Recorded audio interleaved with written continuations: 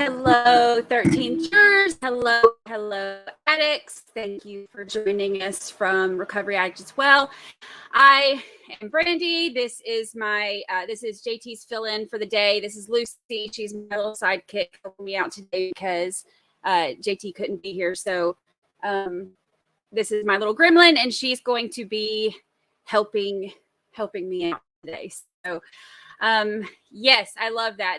The raiding my channel from RA. I have been in chat all day, mostly lurking, but I've been listening. That was funny. Yes, I am blurry tonight. I am having internet issues, so I set my camera low so that I can try to keep the internet issues from going down. I've told y'all before, they're in my building, they're working on changing over our internet. So they're changing us from whatever we have now to fiber, whatever. And it's like a 2-week process. They're starting from the top building and going down. So while they're working on it, I've had all kinds of issues. So I put everything to like low quality on my camera because I'd rather y'all see the graphics than me. And I look younger when it's blurry anyway. So that's okay with me. So yes, no, it is not on your end. It is definitely on my end. But I wanted to make sure that the graphics were visible. So I kept that part better, tried to do that part better. So we'll see how it goes. So I know that we are all a little bit shocked that the Lori Vallow, everything ended so abruptly. I was not hoping, I guess, but I was thinking that we were going to have about another week, and I had, all these things in mind about, what was going to be happening, and, what I had just all these ideas in my head about what was coming next. So I thought we had probably about another week. So when prosecution rested, and then they turned around and defense decided that they are not calling any witnesses and they are not going to bother presenting a defense, I was a little bit shocked. So I figured since they're not having court today, there's a lot of people who are have not been able to follow along with the trial. I know it's been a little bit more difficult sometimes with there being no video. And we've done as good of a job as we can trying to make up for that, spending a lot of extra time on graphics and things like that, pictures so that you know what's going on. And I am all about, if y'all know me, I'm all about some charts, I'm all about some graphics, and I'm all about some timelines. So I've put together some stuff that will that we can kind of run through, and it will give you a basically an update on anything you may have missed about the story itself and about some of the trial bombshells that we've heard. So I've been working on updating some of the graphics. Some of these I love that y'all are all talking about blurry. Like everybody's talking about, yeah, I was blurry when I was younger too. Yeah, that's hilarious. I think I just needed blurry all the time. Capri Smith, RA is Recovery Addict. And I follow him, during the day. I watch his streams. I'm generally either right there involved or I'm lurking with him on one monitor as I'm working on the other. So he's wonderful. And he did a invasion on my channel. So his stream just ended, and they all, everybody that was in that chat just portaled over here in their portals. So I am going to get started. Some of y'all, a lot of y'all know me already and have been either with me through the Murdoch trial and the charts from that, or through here, or Zachary or whatever. So, but some of you don't. There's kids hollering in the hallway. Lucy's getting mad. So, but for those who don't, I like to keep up with everything. I'm very, very visual. So I like to keep up with everything with charts and graphics and timelines. And I like to see everything, as visually as possible because it helps me better comprehend it. So we are not on verdict watch yet. So the state and the defense rested yesterday. Today, there's no court. Tomorrow, they are going to start with closing arguments, and then they'll do jury instructions as well tomorrow, and then we will then be in verdict watch, and I can't wait. I tweeted something. I love that the idea that possibly Letitia Stalk and Lori Vallow will both be convicted within a week of Mother's Day, and I think that's the best Mother's Day present ever. So RA is here. I saw him. He is here. He is not stuck in the portal. And yes, hello. All I see some of you are coming in late. Hello. Okay, so this is I did a video that was the history lesson, I think is what we called it, where it kind of gave some of the background story of how we got here. There's a lot of misconception, I think, from a lot of people that this group, this cult, as we've been calling them, it's kind of widely thought that there has been a long-standing group and this has been a build-up, and that's not true at all. This all happened very fast from the time that Lori and Chad actually met until the time everything went crazy. It was a very short time. So that's why I wanted to kind of give a little bit of the history and then go over the timeline of what we've found out in court so far and what else happened and who's who, and then some of the testimony bombshells. So starting over here, these are kind of the main, this is not everybody involved, but these are the main names that we're going to be hearing a lot. Like I didn't include Tammy and Chad's children on here because I try to keep it as streamlined as possible because we have heard some of their names before, but they are not ones that we're hearing constantly. So I tried to keep it just with the ones that we're hearing, the main ones that are involved. So we have, of course, Lori and Chad right here. Tammy Daybell is Chad's wife. Now, she's the one who they were married for years and years, and she passed away. They said originally it was natural causes, and into what actually happened and all of that in a little bit, but that was his wife. Now, Charles is one of the names we've heard a lot as well. This is Lori's husband. She was actually married to at the time that she met Chad. He also passed away. He was shot and killed by her brother, Alex. This is Alex. So these are her list of husbands. Of course, we've got Chad. He is the most recent one. But we've got Charles was number 4. Joe Ryan was number 3. He is the father of Tylee. And we have husband number 2 was William. Colby is another name that we've heard in the trial. We heard him testify. He was that heartbreaking jailhouse phone call that we listened to where we heard Lori, he's, upset, crying about his murdered siblings, and she's laughing in the phone call, and he's yelling at her like, you murdered my siblings, and she laughed, and he said, he asked her flat out, is something funny? It was awful. So this is Colby. Husband number 1 was a quickie marriage, didn't last long. It was right out of high school. I couldn't even find a picture of him. I'm sure they're somewhere existing, but I spent the majority of my time focusing on the other stuff. I did not go full on stalker mode on Nelson, but he is out there somewhere. So these are the ex-husbands, former husbands. No, Ryan is also passed away. I still think that one is the natural causes, but she has a high body count around her, and I still think that there is possible foul play with that one as well. As far as siblings go, Alex is one that you hear a lot of. He was in the main little cult group, and he is, in my opinion, kind of like their hitman. Let's see.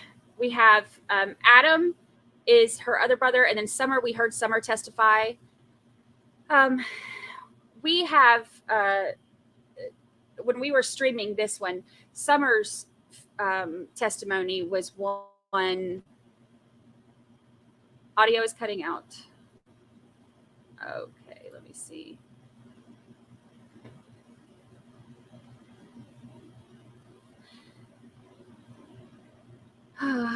Audio always cuts out when JT's not here. Let's see.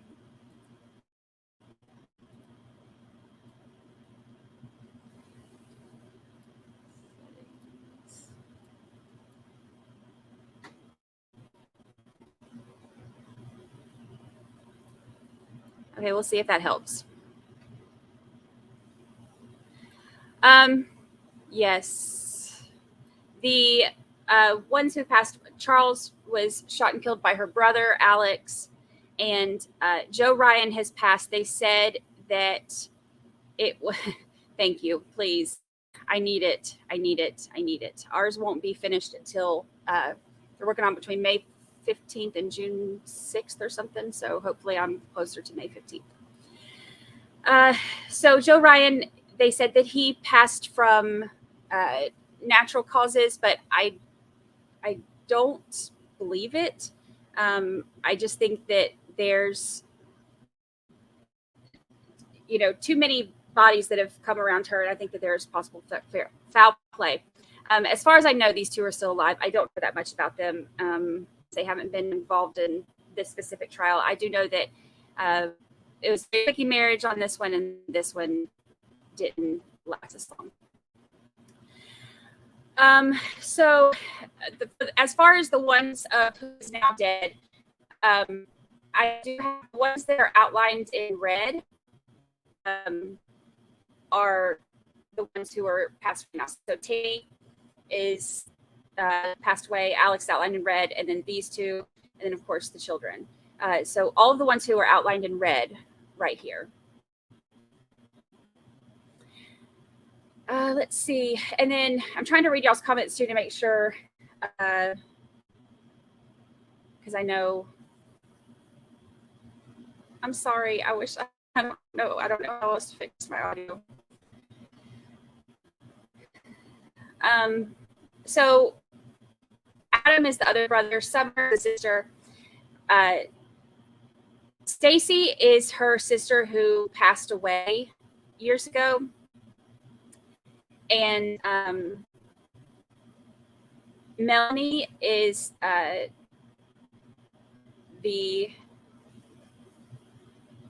can try on my phone. Let me see if I don't know. This happens every time I'm by myself and don't have any help with internet. Let's see.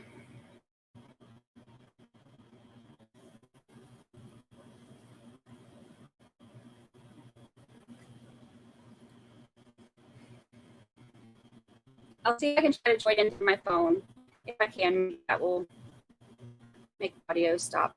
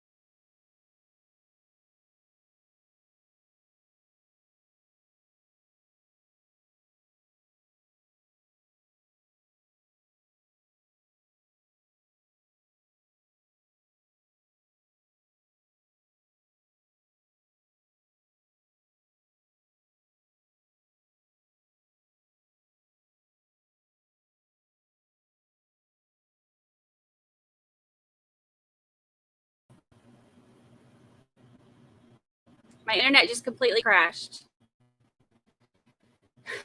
So let's try this again. See if it works.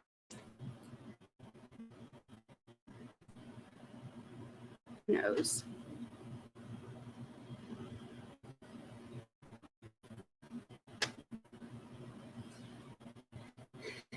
Can y'all hear me?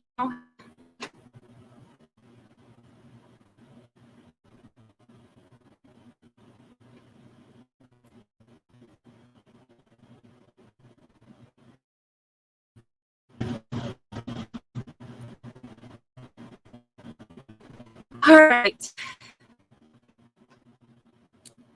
I hear them outside working on this, so it may go out again.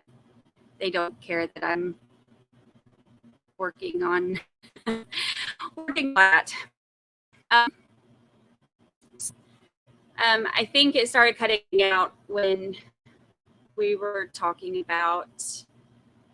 Oh yeah, we cut webcam.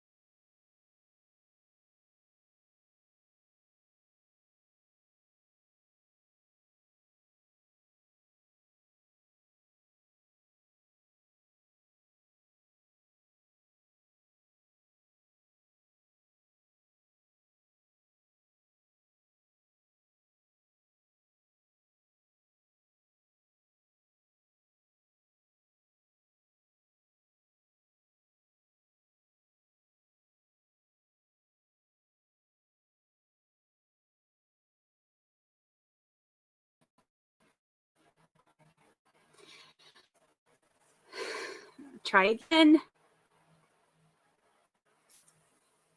See how much this works. I'm going to see if I can. If there's any other things I can connect to.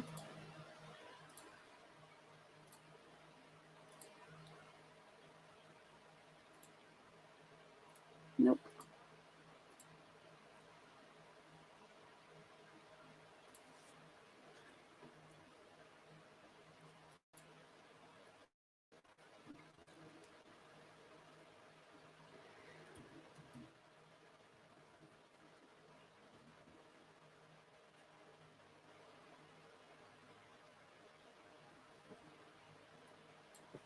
I'm trying to see if I can manually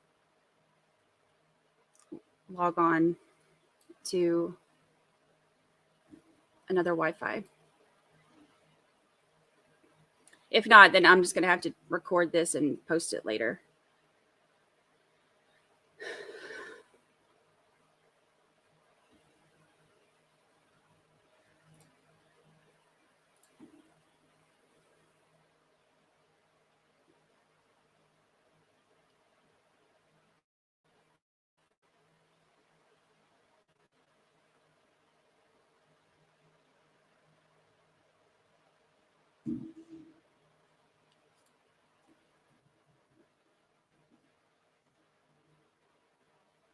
see if this helps. I texted my neighbor. I'm going to use their Wi-Fi to see if theirs is any better. Okay. Can you hear me now?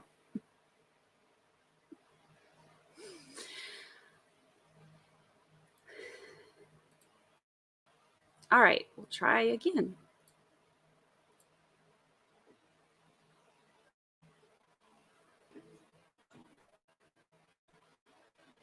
All right, let's see how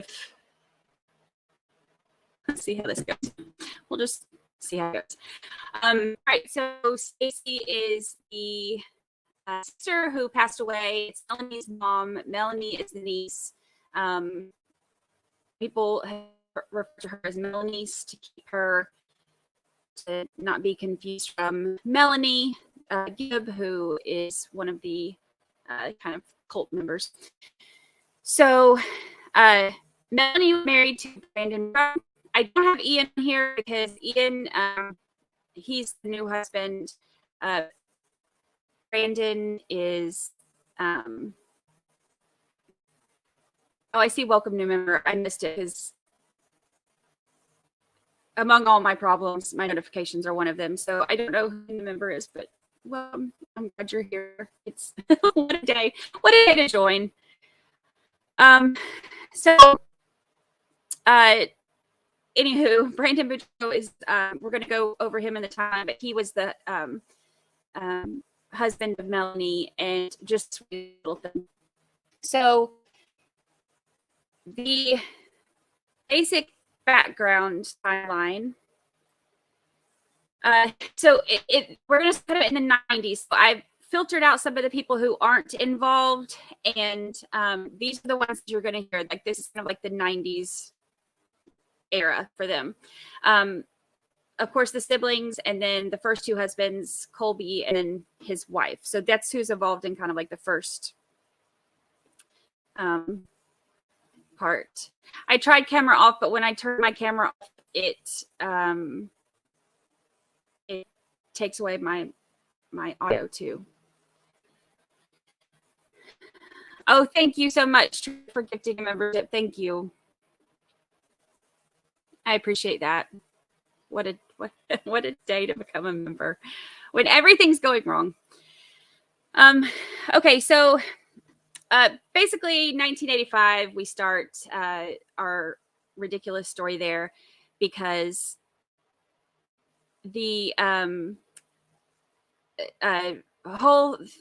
Chad's whole ridiculousness started because he said that when he was 17 years old, he was cliff diving, and he hit his head, and that opened him up to visions and spirits and all kinds of things like that. And that's how he is apparently able to see into the future and communicate with whatever all that craziness that he says is.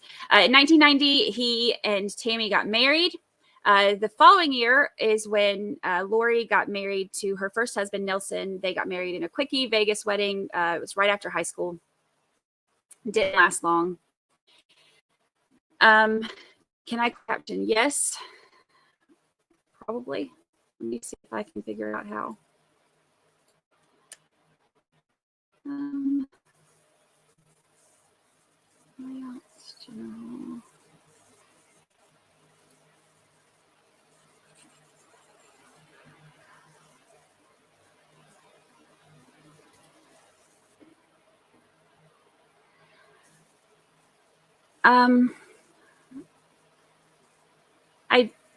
I'm not sure how to do the closed caption. Let me see if I can do it on my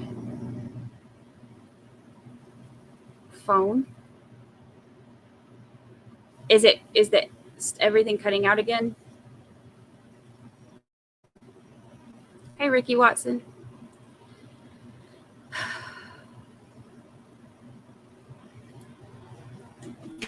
Thank you so much for this. Thank you. I appreciate that. Okay. The Vegas wedding the Vegas marriage did not last long. They ended up getting, I think they got annulled not long after this, but that didn't last long at all. The next year, he moved from California to Texas to go to beauty school. We've heard that she is a cosmetologist and all this stuff, although she doesn't have much work history. She's basically living off of everybody else's money. In 93, a wave is another experience for Chad, and all of a sudden now he's, opened up to the veil, and he thinks that he's, hot crap again. So this, in his craziness, makes him more spiritually aware of everything around him. Whatever, he's an idiot. Okay, so in 95, she married William. In 96, Colby was born, and also the marriage to William ended. In 98 is when Stacy passed away. That is Lori's sister, who is also the mom of Melanie, Melanie the niece. So that all happened in the 90s. Then in the 2000s, the ones that are in yellow are the ones who kind of join in to all of the mess. The second two husbands, and then of course Tylee's born, and Melanie marries Brandon. So 2001, Joe Ryan gets married. She marries Joe Ryan. They have Tylee in 2002. In 2003, Chad's books are banned. They will no longer sell his books because of the content in them. It was something about kicking a bad spirit or something, just stupid stuff. So he decides to start his own publishing company, and he and Tammy start a publishing company so that he can publish his own books. Thank you so much. Thank you. I want to cry, but we're going to keep going. Thank you so much. I appreciate that. So Joe files for divorce in 2004, and the divorce is final in 2005, and Lori files bankruptcy.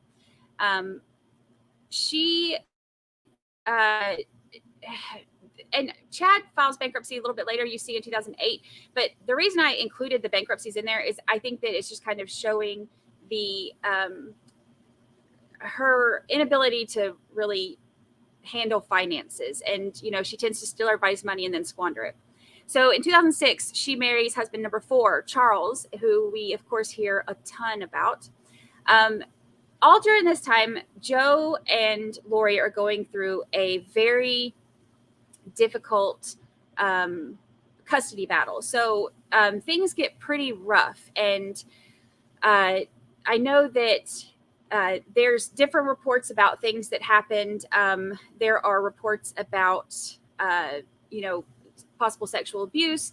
There are reports that was fabricated. There are reports that she, coached the kids and all kinds of stuff. So there's, depending on where your source is, there are a lot of different things. And I looked into that a lot because I think that that's a very, very serious, that's a very serious allegation. It's a very serious offense. And I can't say whether or not it happened for sure, but I will say that there are multiple stories from different ways. And the Guardian ad litem, I know had a lot of not great things to say about how Lori was handling things. Everything just got really nasty. So during all of this, they had it set up to where when they were doing visitations, they would go to a building where, like if she takes Tylee and drops her off, then, Joe would come in a different door and go in and for the visitation. So it's kind of like a mutual, a meeting place for them so that there's, no nonsense. Well, there's not supposed to be nonsense, but there was nonsense because in 2007, Alex, Lori's brother, attacks Joe in the parking lot of this place where they're supposed to be meeting.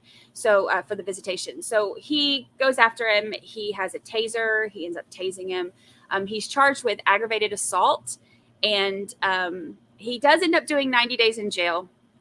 But even while he's in jail, he's writing notes or writing letters and trying to get, Joe's address and trying to get, all this stuff. And they have, who writes that when you're locked up? Because they're going to read everything. So all of that was done while he was locked up. And Frankie's World, yes, neutral location. I couldn't think of the word. Neutral location for them to meet. So when Alex gets out, he decides that he thinks this whole thing is funny and he's going to do a stand-up routine about it. That's on YouTube as well if y'all want to find it. It's a little bit he's not funny. He tried, bless his heart. No, don't bless his heart because he's not a good guy. But anyway, he tried to be funny. Did not work. He made a comment about the whole tasing thing, and anyway, you can look it up on YouTube. He's not a funny character, but he tried to be. In 2008, Chad and Tammy filed bankruptcy. That's when Alex does his 90 days in jail. And then that's also when Melanie and Brandi got married. During this custody battle in 2009, Lori was held in contempt. She had 7 charges against her. Alex is Lori's brother. He's kind of like the one who ends up being the kind of the hitman for a lot of them. So Lori is held in contempt. She has 7 charges against her in contempt, but nothing happens to her. There's no kind of repercussions for anything she's done whatsoever. So, of course, when she has no repercussions, she has, that kind of story of her life. She tends to get out of everything. So, in 2010, the new people that are introduced to us are Zulema and Larry and Kay and JJ. So, in 2012, sweet little JJ is born. Kay and Larry took him home. They are actually his grandparents. It's their son who was the biological father, but was not able to take care of him at the time. So they took him home and then talked to Lori and Charles about adopting JJ because, Kay said they were working a lot. They wanted to be able to, for JJ to have the attention that he wants and needs as a child. So they started the adoption process. So in 2014, Lori tells Joe that she's moving to Hawaii. He doesn't agree, but, he's wanting to talk to her about, leaving Tylee with him. But they move anyway. They end up moving back, but he never did get the full custody like he was wanting.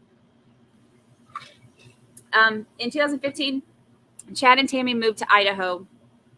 And then in 2016 is when they moved from Hawaii, when Lori and all of them moved from Hawaii back to Arizona. Now, Chad met Melanie Gibb in Utah in 2017.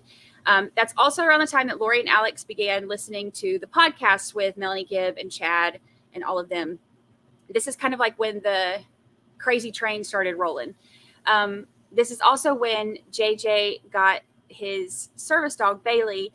The service dog helped him sleep through the night. And it also, because JJ had a tendency to wander off, it would also, he was trained to alert Charles and Lori if he wandered off, which is why we were all so angry that that she tried to sell that sweet little dog.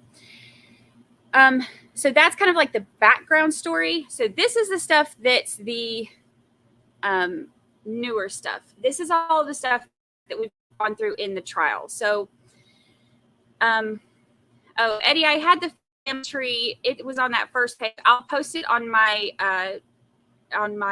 Twitter or on my website. I'll put it on my website when we finish with it. It was on the first page of that. Let me see if I can try to pull it back up again for all of those who are just joining since we had problems.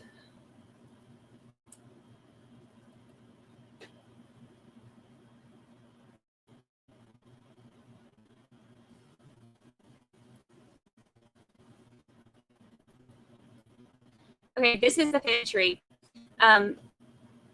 this is, of course, Chad and Lori. Tammy is his former wife.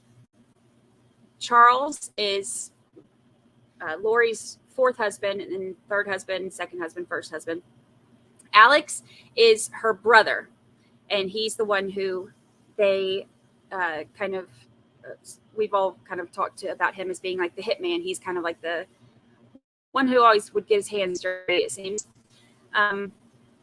These are her other siblings, Adam, Summer. Stacy passed away. Stacy's daughter, Melanie, is talked about a lot as well. And this is her former husband, Brandon Boudreaux. Colby is Lori's son with her second husband, although he ended up taking her third husband's last name. Tylee is Lori's daughter, who, of course, is one of the victims. And she is the daughter of Joe Ryan. And Charles is her fourth husband. He adopted JJ. Kay is Charles's sister, and Larry is her husband. JJ was their grandson, so he adopted his sister's grandchild. Does that help? Yes, JJ was autistic, and that's why it helped him to have Bailey, his service dog. So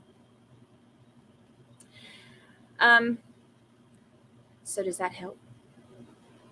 Yes, I know everybody keeps telling me to add a watermark. I will. I forget about it because my mind doesn't go there. I don't think about people taking everybody's work, but please repeat that. Which part? Yes, Lori has been around. Lori collected husbands. She definitely collected husbands. But these were JJ's actual parents are Kay's son and his, I don't know if they were married, actually. I can't remember. I think I knew that at one time, but I can't remember. But Kay's son, Kay's son and JJ's mom had issues with like addiction and things like that. Were not able to actually take care of JJ. And so Kay and Larry, as grandparents, just loved that sweet baby, took him in and talked to Charles and Lori about adopting him. Girlfriend. So it was girlfriend. I couldn't remember if they had gotten married or not. They talked to Charles and Lori about adopting him because they would have more time to spend with him. And then I think that was all of the questions. And I'll try to do a recording when my internet comes back up normally, and then put it on here for anybody that missed any of this part. And if my audio is cutting out. They didn't kill the service dog. She actually listed the service dog for sale on like Craigslist or something. Kay and Larry are related. Well, Kay is related to Charles. They're brother and sister. Yeah, Charles' sister. All right, so does that help?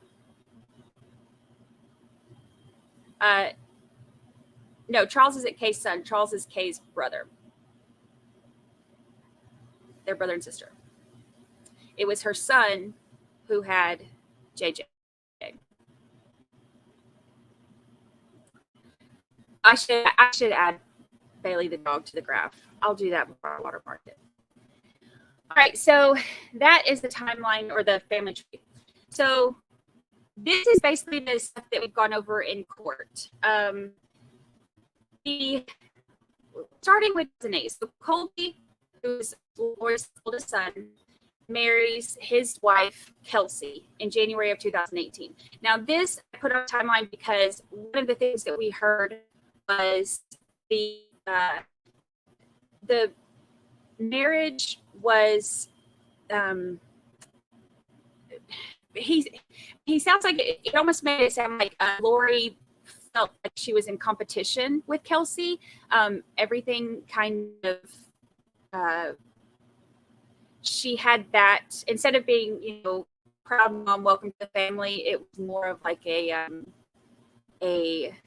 weird jealousy, you can't replace me type of thing. Which I think starts to show kind of how her mentality works. April 3rd is when Joe Ryan, the third husband, dies. He was actually in his apartment for a couple days before it actually found him, unfortunately, which is really sad. He lived alone, and he had, I guess the neighbors had gone to check on him, if I remember that right. No, he was cremated, but his death was revisited when the kids went missing. They ruled it natural, but even when Lori found out that he died, she didn't notify his sister or anyone else in his family, which again to me is just a whole nother red flag. And then, so that's April 3rd. Yeah, he wasn't found.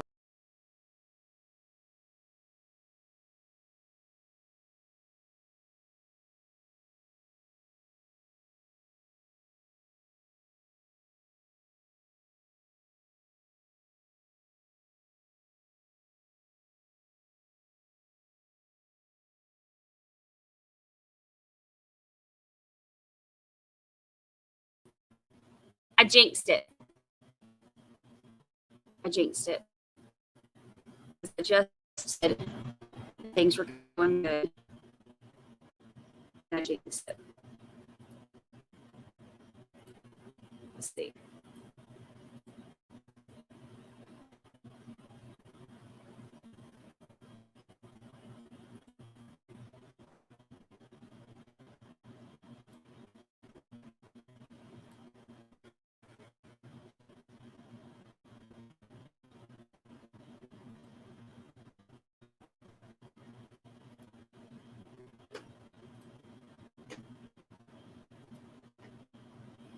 There's no trial video today.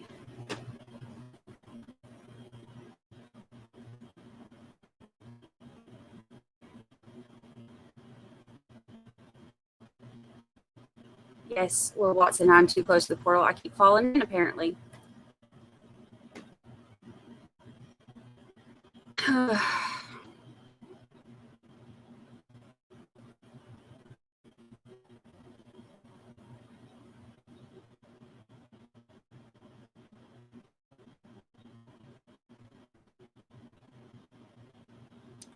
I'm trying to get my, there we go. See it now?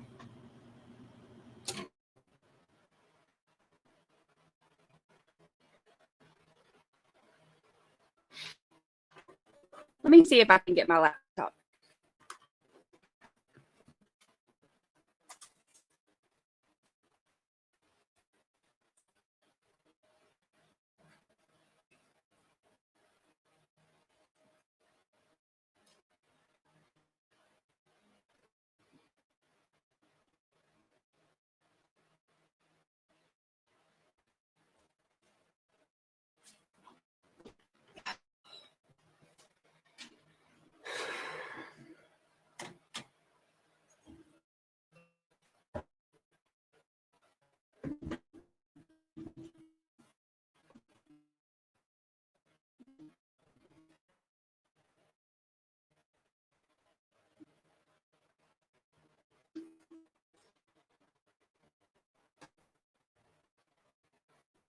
I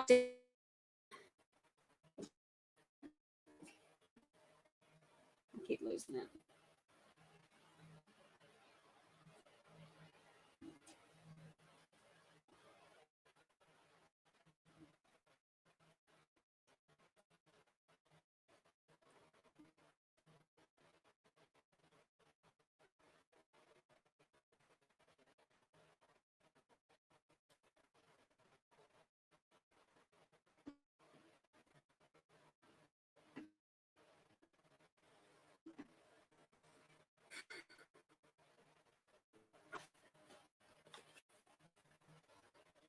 seeing if I can pull it up on my laptop. That helps any, but it's not going well.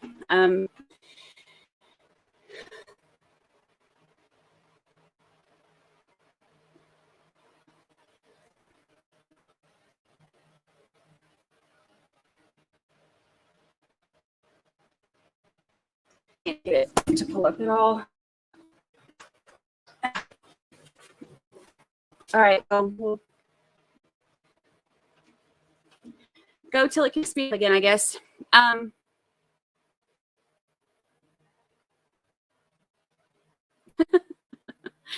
Yeah, like a Nintendo game. I wish that it were that easy. This has been so fun. Okay. Right now, internet's working again, so we're gonna go for it while we can. So we got to Joe Ryan dies. Okay, so in June of 2018, the Social Security payments for Joe's death begin to yeah, I'm running through a DSL cable, but they're working on it in my building because they're doing our fiber optics, so it keeps kicking me off. So every time they're out there in the hall, every time they do something, it kicks off. So I'm kind of at their mercy, and apparently they don't get it on live stream, so I just will go until it kicks me off again. Okay, so Social Security payments for Joe began in June 14th of 2018. So this is one of the things that there's conversations about, there's tests about. I'll zoom in a little bit so you can see better. So this is one of the things that Lori talks about with Chad about the Social Security that she can get from the kids, and this is part of that. So Tylee's getting Social Security benefits for Joe's death, and they begin in June. Okay, in September of 2018, Chad begins his stupid podcast, Glimpses of the Veil.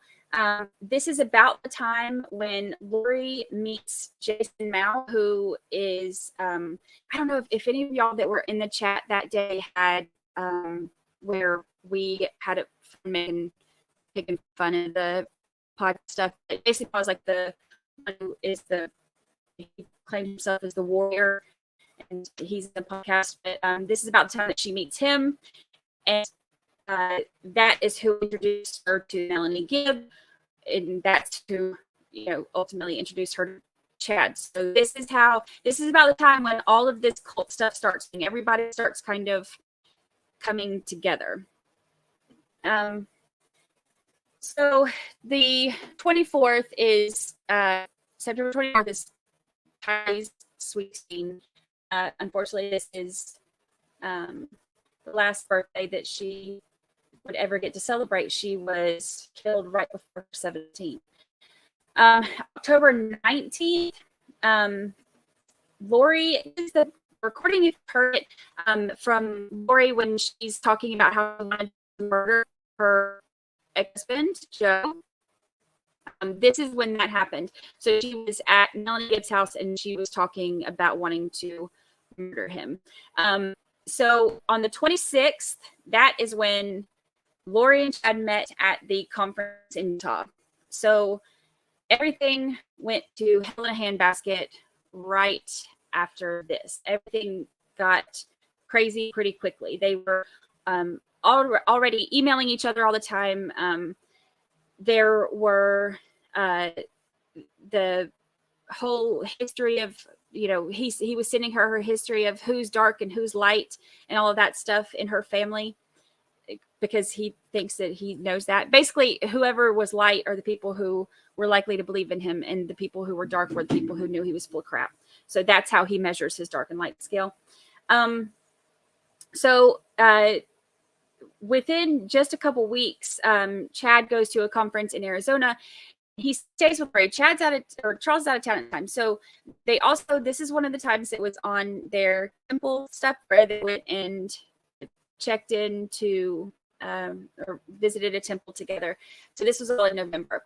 So 2018 turns into 2019. In January 30th, Lori and Charles get into a huge fight.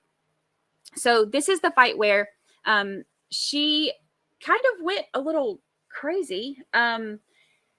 So she transferred $25,000 from Charles's work account into her account. So then he can't make payroll. He's trying to fly home from a work trip, and she canceled his flight. He had to take his truck from the airport, or she had Alex take his truck from the airport and move it to hide it from him. So he calls the police and tells them that she's talking about destroying him. And he even tells them about, her calling him Ned Schneider, that she's, texting him and saying that she doesn't want anything to do with the kids anymore. She tells them that she's going to just drop JJ off to school the next day and he can get him. Now, all of this is happening. Now, keep in mind, this is the end of January.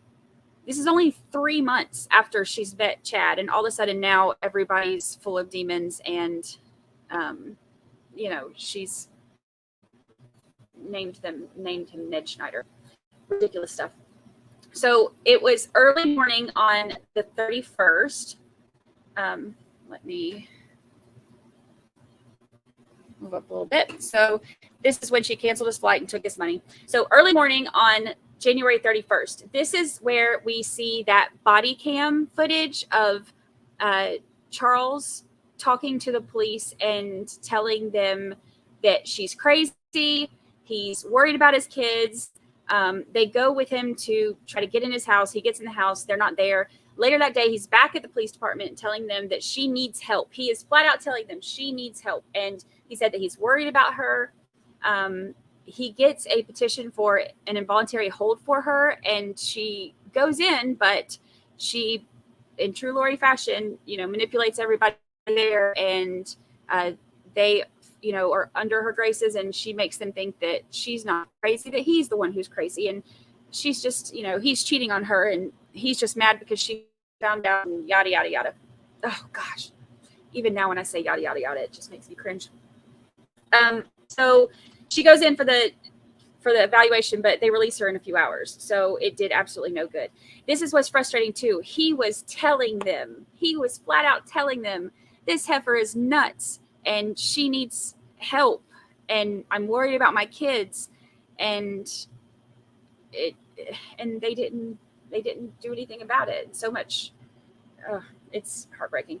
So Charles is upset about this crazy heifer. He actually loves her, and he is upset because, they've been married for a long time. Their marriage is coming to an end. He's upset. So, being a good supportive sister, Kay flies out there to visit him, stays with him for a couple of weeks. That's around the 1st-ish. Now, on the 4th, Charles filed for a protection order against Lori, wanting to keep Lori away from JJ, keep her away from his school, and from their house, everything.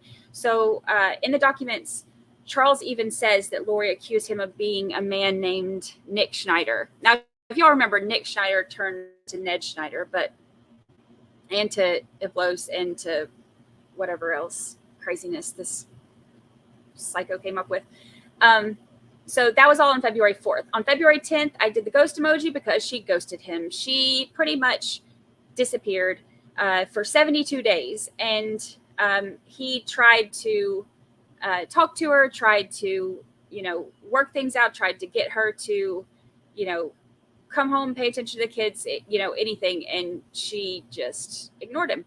She disappeared for 72 days. Now, we know that during that 72 days, she went to Hawaii to visit April. We heard a testimony from April. This is the testimony where April said that she showed up, and it was around Valentine's weekend. She showed up, and she seemed very manic during the visit. She said that Lori told her that told April that she needed to leave her kids and come with her because she's one of the 144,000 chosen ones. She said that she thinks that she should just basically ditch your young'uns, come with me and be crazy with me. And I have come to gather you.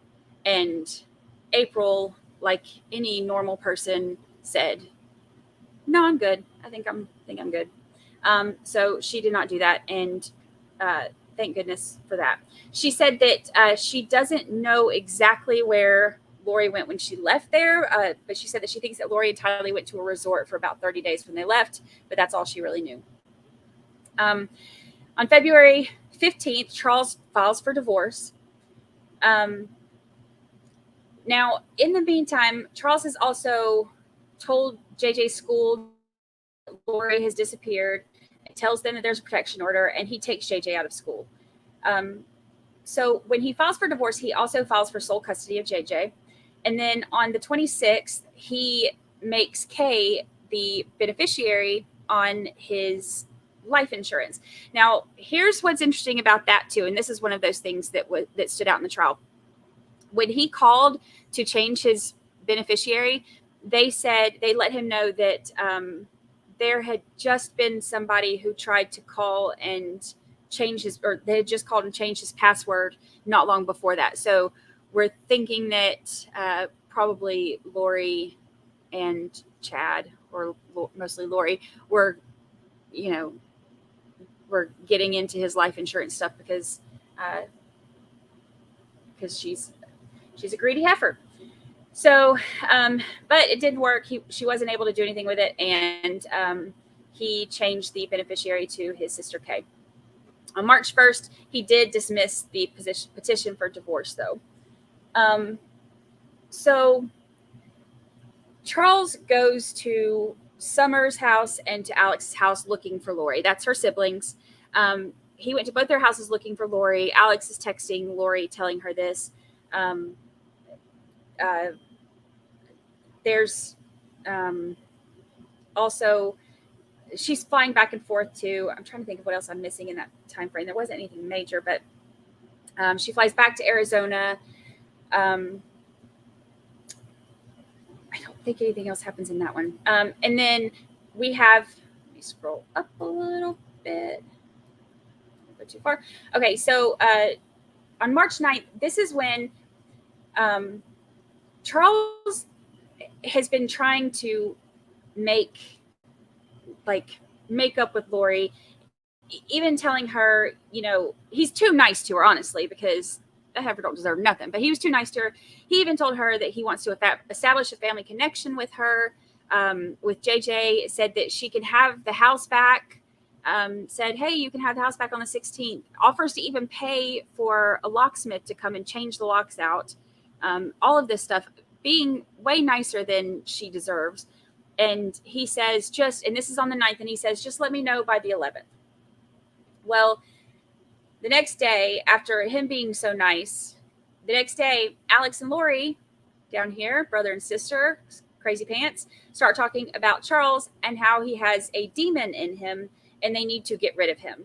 So this is when the whole plot to get rid of him really begins. So, and I think that's the first that there was ever mention of a demon in him too, from what I remember. So scroll over a little bit.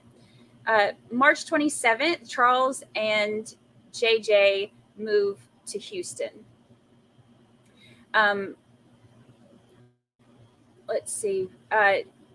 The 28th, around this time too, after he moved, Lori apparently showed up to Charles's house, and he offered to fly Lori to Houston to see JJ, but she said that she couldn't because of a commitment to a friend in Hawaii, which her friend ended up being her stupid Chad.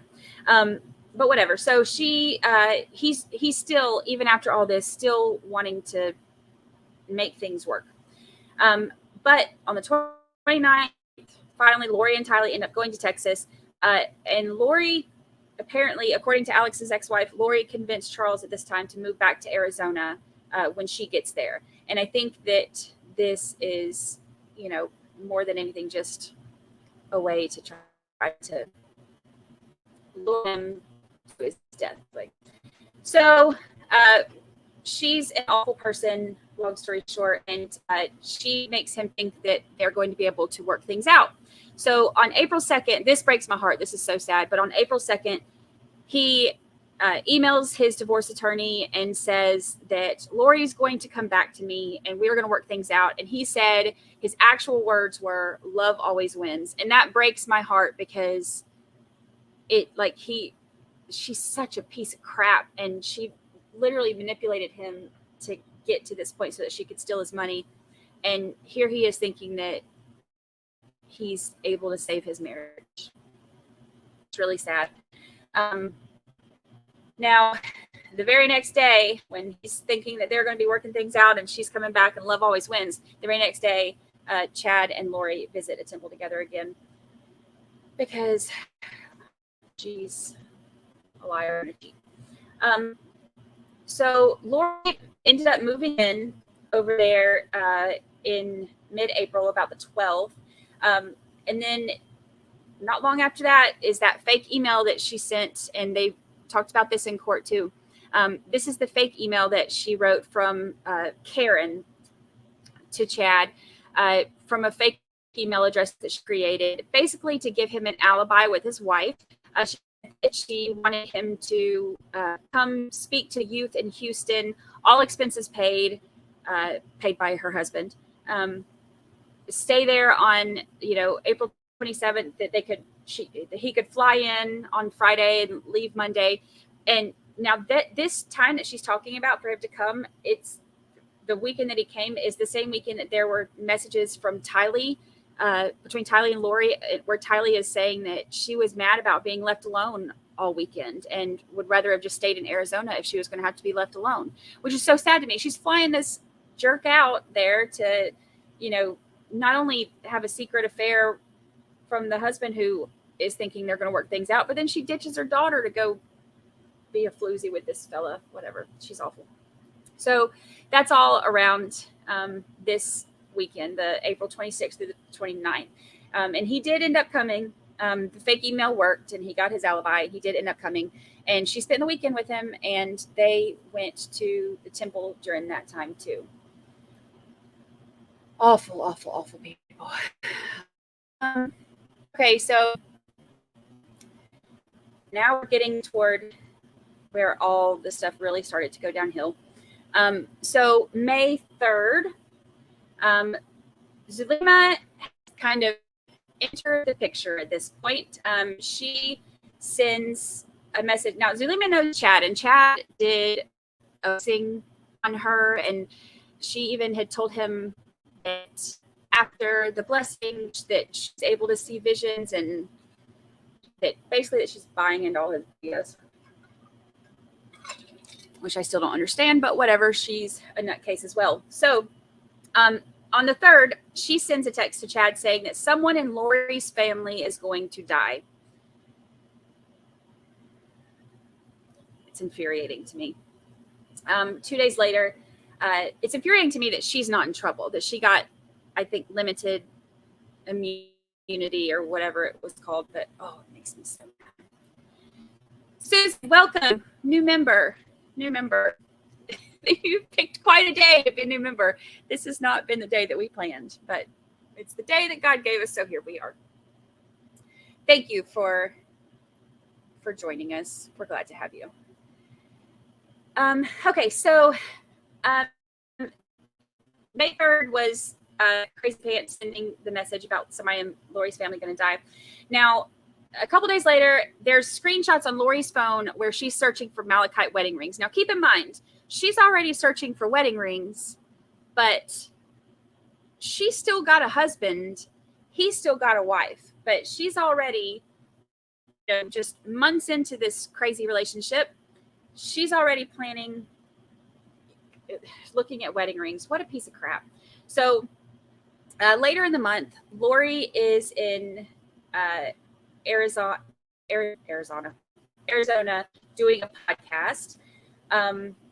Now, there's a couple of things in May in between, though, that are kind of important. So Charles at this point realizes that things aren't going to work out the way that she had made him believe. So he starts searching. His search history shows that he's looking about filing for a divorce in Texas. So you can tell that he's more aware that she's full of crap now. This is also mid-May, around the 17th-ish, is also when it was the last time that Kay testified that she got to see JJ alive. So on the 27th, Lori's in Arizona. She's doing a podcast, and she plans to meet Zulema during that time. She flies to Salt Lake City. And so here's the thing. There are texts on the 29th between Lori and Zulema, and it's really damning text, which is part of the reason that I'm really upset that Zulema is not in trouble, because her butt needs to be locked up too. Because, there are texts about putting fire energy towards Iblos, which is Charles. And then this is the part that was really damning too.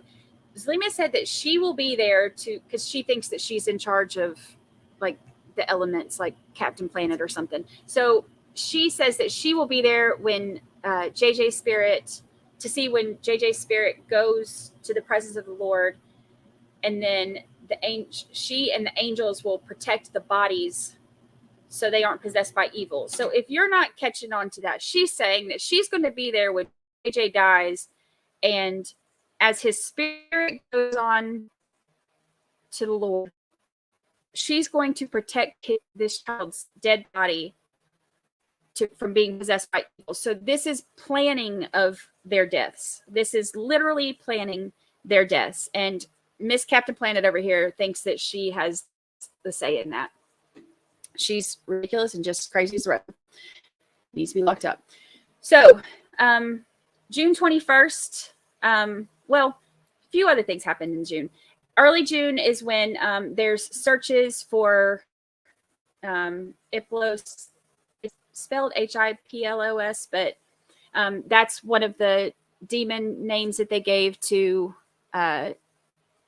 Charles. So there's searches for that, and you'll notice that all of the things that they have visions of, they don't have visions. They have Google. That's what they have. They have Google because they Googled Ned Schneider. They Googled which star signs are compatible. They Googled the name Iplos. They Googled all this stuff. They don't have visions. They have Google. But I digress. So early June, they're searching Iplos. Lori and Zulema are talking about powers, their powers that they have, and how with their powers, Charles is going to die in a car accident. Then Lori searches for the benefits estimator on June 21st. So she's looking already to see how much money she will make with Charles dead, which is, who does that?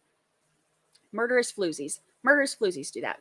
Okay, so on the 24th, Lori moves into the house where we've all seen in the body cam and the pictures, the house where Charles is actually murdered. So on the 26th, Charles. So one thing, Melanie asks Brandon for a divorce at this time. Sweet Brandon. He testified on day one, and he's just the sweetest thing. And he's a good dude, and he's not into all the crazy crap that they are. But something else that happened around this time, Charles contacts Adam, which is the other brother, the not crazy brother of Lori, about getting Lori help. So again, here's Charles reaching out, trying to get this crazy heifer some help, telling people she's not right, something's not right, somebody needs to step in.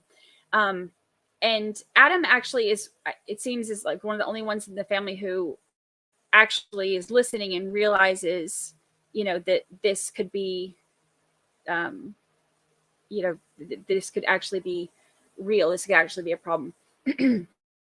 So that's all around the 26th. So on the 28th, Lori sends, also on the 27th, something that I didn't put on here, but Charles sent Adam a link as he's telling her about all the crazy stuff about the translated beings and how Lori was ruining Brandon and Melanie's marriage and she needed to be stopped and all that. So he wasn't just telling Adam about this. He was sending him stuff too. So, which is probably helped why he, was maybe understanding how crazy his sister is. So on the 28th, when Lori sends another fake email to Charles this time, because that makes a lot of sense. Send a letter pretending to be your husband to the dude you're having an affair with. But she writes Chad to give him another alibi letter. And she says, hey, this is Charles. I want you to be a ghostwriter for my book. Can you come to town? Once again, I'll cover all your expenses, all that crap, because she was like a sugar mama, paying for all of his stuff with everybody else's money. So she said, all expenses paid, and tries to get him another alibi so that he can come have an affair again. Lori's also calls about the lease. They fussing about that. And the texts show at this time how aware he is of her crazy, because he even tells her, that she's dangerous. He said that, you refer to me as Garrett. That's another one of the demons. Garrett and Ned, and asks her, whose life are you trying to destroy next? So the texts show that he knows that she's completely off the deep end at this point. So the next day after the fake email, Charles finds the fake email. And as any husband would, he gets pissed. So he tells Lori's brother, Adam, my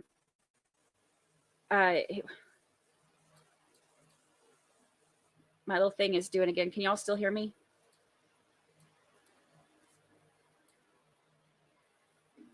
Okay, it came back. If it cuts out again, let me know. But when my little thing starts spinning, it usually cuts out. So he tells Lori's brother Adam that Lori and Chad are up to something. So again, he's telling people something's wrong. Something's wrong. She's up to something. Something's not right. So Adam actually at this point finally reached out to his mom and said, we need to have some kind of family meeting to hold Lori accountable because something ain't right with this heifer.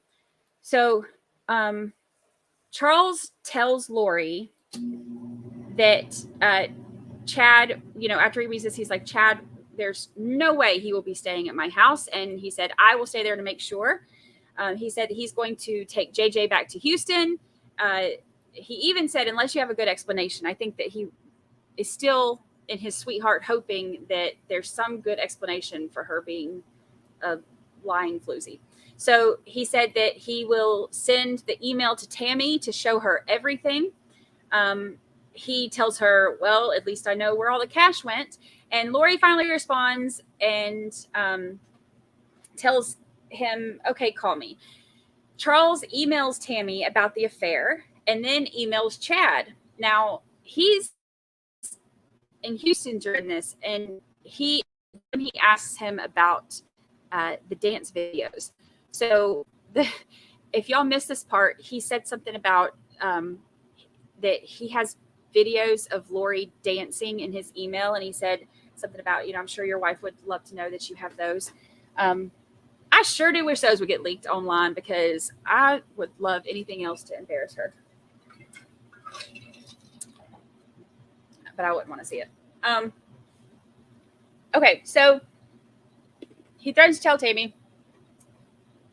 So about a week later, well, actually, the next day, his anger subsides. You know how it is. It's a roller coaster when you're going through breakups and stuff. So the next day, he does send Lori this really long, heartfelt, like just heartbroken text. And it's actually really sad because once again, you can tell that he's just hurt, and he is trying to get her help. But he's hurt. So he tells her that he's that's the day before the 1st. And then on the 1st, he tells her he's going to go tell Tammy about the affair. She says, Tammy is my friend. She won't see you. Well, Tammy's not her friend, but she didn't want him to try that. Now, keep in mind, he tells her, I'm about to bust you out. I'm about to tell everybody. And then it's only, a week later that he's dead. I think that him catching her was like the catalyst that finally pushed this plan over the edge, because she wanted to get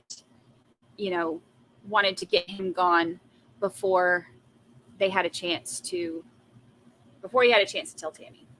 So on the 9th, Crazy Pants Lori tells her brother to stay close for the next couple of days, as well as Melanie. And she even searched, this is 2 days before his death, she searched something about what happens when you surprise people with accusations. She's an idiot. So on the 11th is when Charles was killed by Alex Cox. Now, there's all kinds of there's a bunch of timeline stuff about that that's a lot more broken down, and I'm not going to get into too much because it's kind of complicated. But basically, long story short, Alex, which is the brother right here, killed Charles, her husband, and then claimed it was self-defense. Nothing lines up.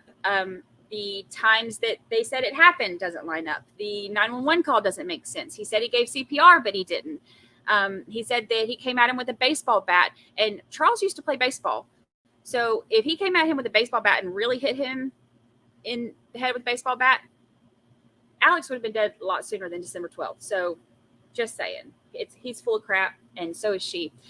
When they come and talk to her, when the police come and talk to her, after her husband is shot dead, she just goes to Burger King, gets some chicken fries for JJ, takes him to school like nothing's wrong,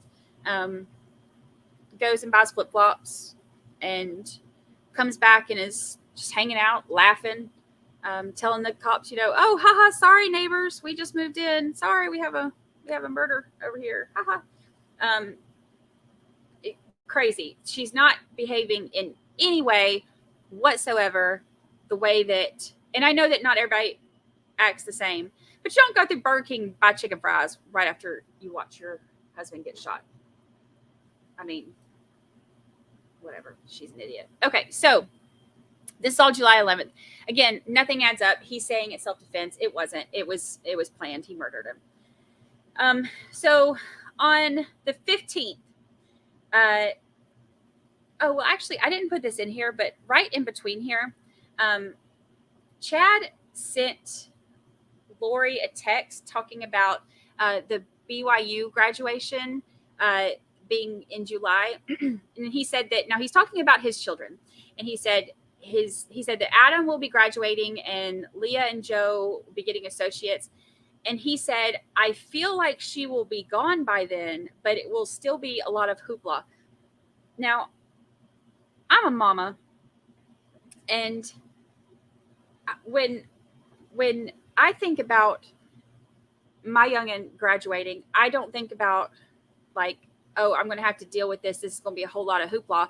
I'm thinking about like, this is a huge life moment. This is an accomplishment for my kid. This is an accomplishment for me as a mama or him as a dad. Like this is a huge life moment. This isn't like, yeah, I'll probably off my wife by then, but I'm still going to have to deal with these kids in their college graduation. It just shows the level of like, they just dismiss everybody who ain't them. They don't care about anybody but themselves. And the fact that he referred, and I'm sad for his kids that they had to hear that come out in testimony, because that was so sad to hear. Like I can't imagine that being my daddy talking about me like that. Oh, he's a piece of crap. So that was right in between here. But then on the 15th, Lori files life insurance claim for Charles. She does not know yet that he swapped it. So she doesn't know that Kay is a beneficiary. So she files this insurance claim 4 days after her brother kills him for her. And she's expecting to get a payout. But jokes on that line, heifer, she did not get it because Kay, the sister, had been made the beneficiary. So she finds this out on the 18th. And there's text that she sends Chad about how it's a spear through her heart that she did not get any money from him and that they changed the beneficiary. He even made a crass comment about, I wonder if the beneficiary was changed after there were bullets in his chest. Once again, showing he don't give a shit of himself. So, this is the 18th. I wish I could have seen her face getting money, but you know, whatever. In here, end of July, there are some FaceTimes, some very short FaceTimes that Kay gets to FaceTime with JJ. Kay and Larry get to FaceTime with JJ, but they're all very short. So she said they're not like the typical ones they normally got to do. You know how kids are when you FaceTime them and they're walking around and you're seeing the ceiling and you're like seeing out their nostrils and you're seeing their feet and you're seeing everything but actually them, and they're just walking around talking your ears off. Well, that's what she was used to. But these, she said, it's like somebody was holding it in front of him. They were very short. They were like around, I can't remember. I think most of them were under a minute, but very short conversations and not what she was used to. So also during this time, this is when Lori starts searching. This is very telling too. This is one of the damning things that came out in testimony. So Lori is searching on the 21st of July. She's searching Gerber life policies and life insurance for children, the grow up plan. So now she's got rid of the husband. Now she's got to get rid of the kids. So she's looking for life insurance policies for the kids, which to me is very suspect. So the 26th, if y'all were on stream last night, I made fun of, or maybe it was the night before, I made fun of the Harry Potter text, and I made like a little graphic with Chad as Harry Potter. So this is around that time, the end of July, when he sends that text about how he feels like Harry Potter and he feels trapped because he's stuck with his family. God forbid being stuck with your family that you're supposed to be stuck with. That's the whole point of family. We're stuck together. And then Chad also texts Lori right in this time too that Tammy's death percentage has fallen steadily. So now that since Iplos died, so now that her husband's dead, now he thinks it's his wife's turn to die. Yes, Teresa, nasty hussy is exactly the way I would describe. Yes, I call her a heifer. There are worse things I could call her, but heifer seems to fit just nicely. All right, so we get to August. So around the 1st are when the texts begin that where she's complaining. Now, keep in mind, she has just now researched life insurance for the kids. So now she's got to have a reason to get rid of the kids, right? So now she's all of a sudden the texts begin about how Tylee's behavior is so awful and that, you know, it gets progressively worse and yada, yada, yada. Gosh, I made so much fun of the yada, yada, yada thing when I was doing all the Letitia coverage. And so I would throw it in there just as a funny way. And now I've gotten used to saying it. And now I cringe when I do. So the first week of August, all of those texts start. This is also when she attempted to sell JJ's service dog. She listed his sweet little service dog, Bailey, for $2,500 online. Kay's last contact with JJ was on the 10th. And this is also the text, the day that there was the text about, this was one of the very damning texts. They read this the other night, where she's talking, Lori's texting, talking about the kids dying soon. And like, it basically sounds like, well, how much longer? Like, is everything going okay? How's the plan coming to kill my children is what it all boils down to. It's a very, very damning text. And when they were reading those the other night, I was just blown away because that is what is going to get her for this conspiracy stuff. That and that blonde hair. in the duct tape, but we'll get to that. So Lori sends the text about the kids dying soon. Around this time too, Lori and Chad had their first fight. I believe that the fight was about the whole plan to get rid of Tammy. I think that he was not doing it quick enough for her, and or maybe he was even trying to back out. I don't know, but that's what I think they had their first fight about. Because then she starts with that whole, poor me, I'm just being neglected. Go spend time with your family. That's fine. Whatever, that whole manipulative, floozy crap that she did. So then she's trying to figure out how much longer till she can off her kids. She swaps now this is a week later, she swaps the Social Security money from both of the kids' accounts to go into her account. She also opened a joint account with Tylee. She's searching for malachite wedding rings again. She gets the initial deposit towards the end of the month of August. She gets the initial deposit of Tylee's Social Security into her own account. This is also around the 30th was JJ's last day of Life Academy. It was last time that Colby ever got to speak to Tylee.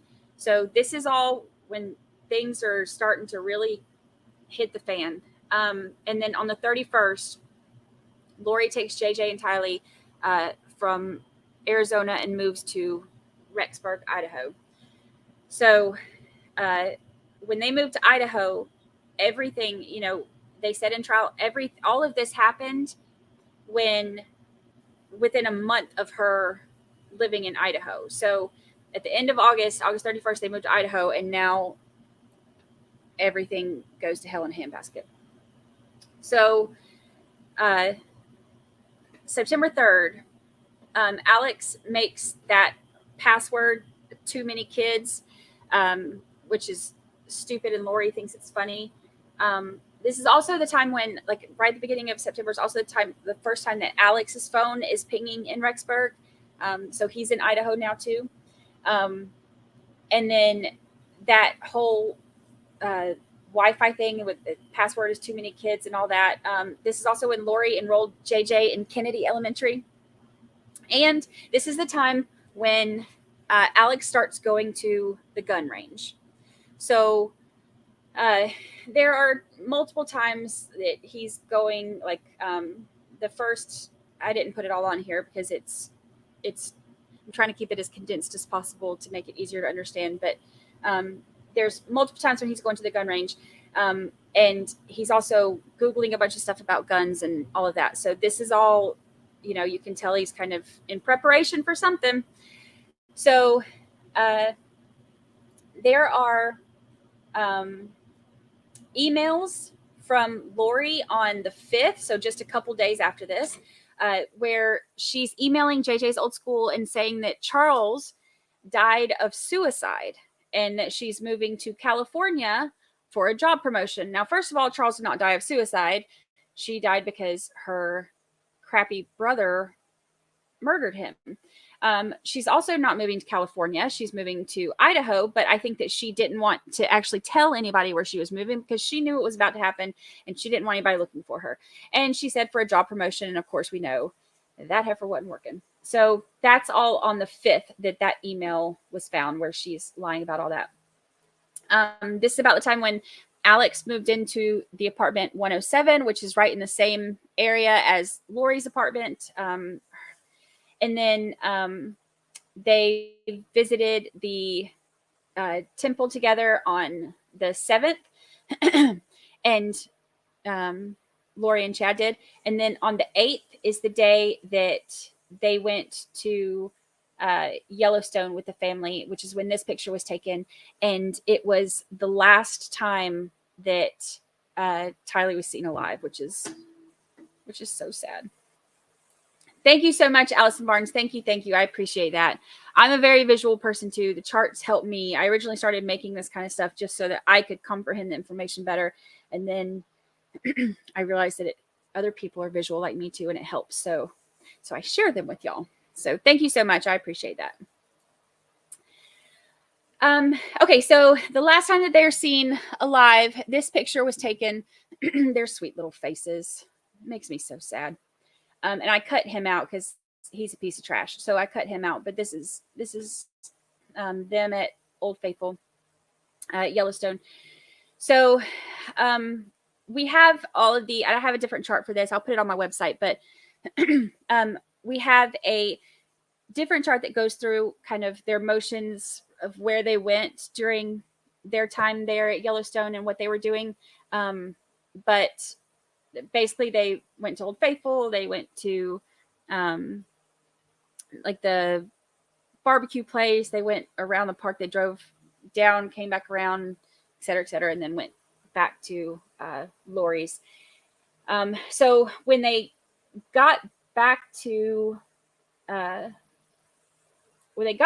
Lori's, Alex's phone shows him like going to the gas station and then coming back. And then there was a lot of back and forth. So, and I'll put this chart on my website too with these other ones to kind of show how it is. I showed it in stream, but I haven't posted it yet. But he goes back and forth a lot. Now, this is important because it's the only time that he has that type of history where you can see his phone pinging from his apartment back to hers through the middle of the night, back and forth. And of course, this is the night that, Tyler's last seen. And then the very next day after Tyler's last seen, and then Alex is back and forth from his place to Lori's all night in the middle of the night. The very next day, the next morning, Alex's phone and Chad's phone are both showing their location on Chad's property where her body was found. This was also before all of this happened. This is when Chad had Googled the thing about the wind direction, the southwest wind direction, which now that we know what happened to Tylee and that she was burned, we know why he was Googling the wind direction. So, so that's all relevant to that poor child. Also during that time, this is when Chad increased Tammy's life insurance. And made it retroactive through the 1st. So I think he may have been trying to get rid of her before October because he did it in around this time, but he made it instead of starting at October 1st, he made it retroactive to September 1st. So he upped her life insurance. They killed Tylee, burned her remains. So on the 15th, so in between this, I think it was around this time, or maybe it was November 15th, actually. It may have been November 15th. Anyway, sometime around when all this is happening, there was, okay, so Alex Cox was married before, and his ex-wife actually, it had to be after this because it was after the kids went missing, but his ex-wife actually informed police about Alex and how he had told her before that he wanted to bait Joe Ryan into a fight. Now, if you'll remember, Joe Ryan's the one that he tased. It was the husband who has now passed away. It's the one that he tased in the parking lot, ended up going to jail for it. But he told his ex-wife that he wanted to bait him into a fight, kill him, and then claim self-defense. So the reason that that's such a big deal is because that's what he wanted to do with husband number 3, but it's what he actually did do with husband number 4. So she informs the police of this. She also informs the police, and this is disgusting, that Alex and Lori seemed to have a very inappropriate relationship, and that somehow that was very accepted in their family, which is really gross. She gave examples of how he would touch her chest area. Disgusting. It's your sister. And that there were times when she jumped on him and straddled him and was moving up and down. Anyway, it was disgusting. That's your sister. But apparently they had a very inappropriate relationship and very Game of Thrones vibes. And they just acted like anybody who didn't think that was normal were the ones that were the weird ones. So gross. So on the 17th, so still kind of in between these two times, the neighbor's camera caught JJ playing outside. So they were in the Idaho townhouse at that time. And he at that time he was still alive. So Tylee's gone. He's outside playing. That same time around the 17th, Chad and Lori visit a temple in Rexburg. And then on the 18th, Lori and JJ's Social Security benefits start. So now she's got JJ's Social Security benefits starting. She hired a babysitter, and we heard the babysitter testify. So she hired a babysitter through care.com to watch JJ and told her that it would be ongoing. But of course, she ended up canceling that after she killed her poor child. So on the 20th, Tylee's Chase account was closed. And Lori had texted Colby during that time pretending to be Tylee. So she's still trying to keep up the lie and make everybody think that Tylee's still alive. So she's lying to her other child, pretending to be her dead daughter. Oh, she's a piece of crap. So on the 22nd, that is when JJ was last seen alive, when he was at Lori's with Alex. This is when he there's the back and forth on this night from Alex, where he goes. It's I'll put it on the website, but I can't remember all the times it was. But he goes back and forth from his place to her place, and that poor child. Then on the 23rd, the day after he's last seen alive, once again, Alex goes to Chad's. So he goes, and his phone shows him going up there for 17 minutes, shows exactly where he's at on the property. He goes and has his windows tinted, which is probably so he can hide himself while he's trying to shoot Brandon Boudreaux. But again, his phone gave him away. He's also still going to the gun range at this time. So towards the end of September, he's still going to the gun range. He got his windows tinted. He goes to Walmart and gets a burner phone.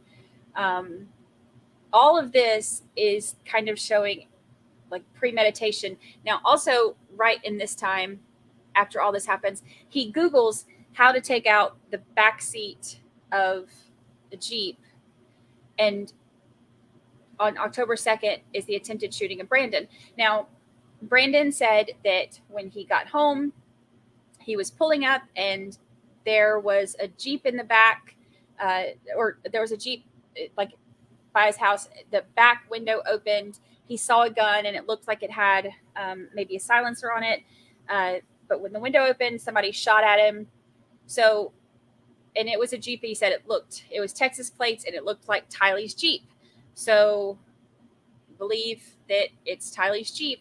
And when you look at the records, here's Alex, Googling how to take the back seat out of a Jeep just like Tylee's and getting the windows tinted so that he can hide in it and taking it down there to try to kill Brandon. Because that's what he did. He was kind of the hitman. So it's awful. Let's see. On the 4th, Tammy goes to visit her family in Utah. Chad kind of pushes her to go do that. Tells her, she needs to get out of town for a while. This is also the day that Lori buys Chad's wedding ring from Roy Rose Jewels. On the 8th, Chad tries to refinance his account, and he's searching Rhode Island area codes. That same day, on the 8th, Alex is back at Walmart buying another burner phone.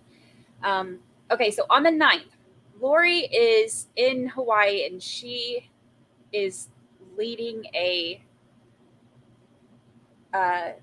or in Arizona. Is she in Arizona or Hawaii?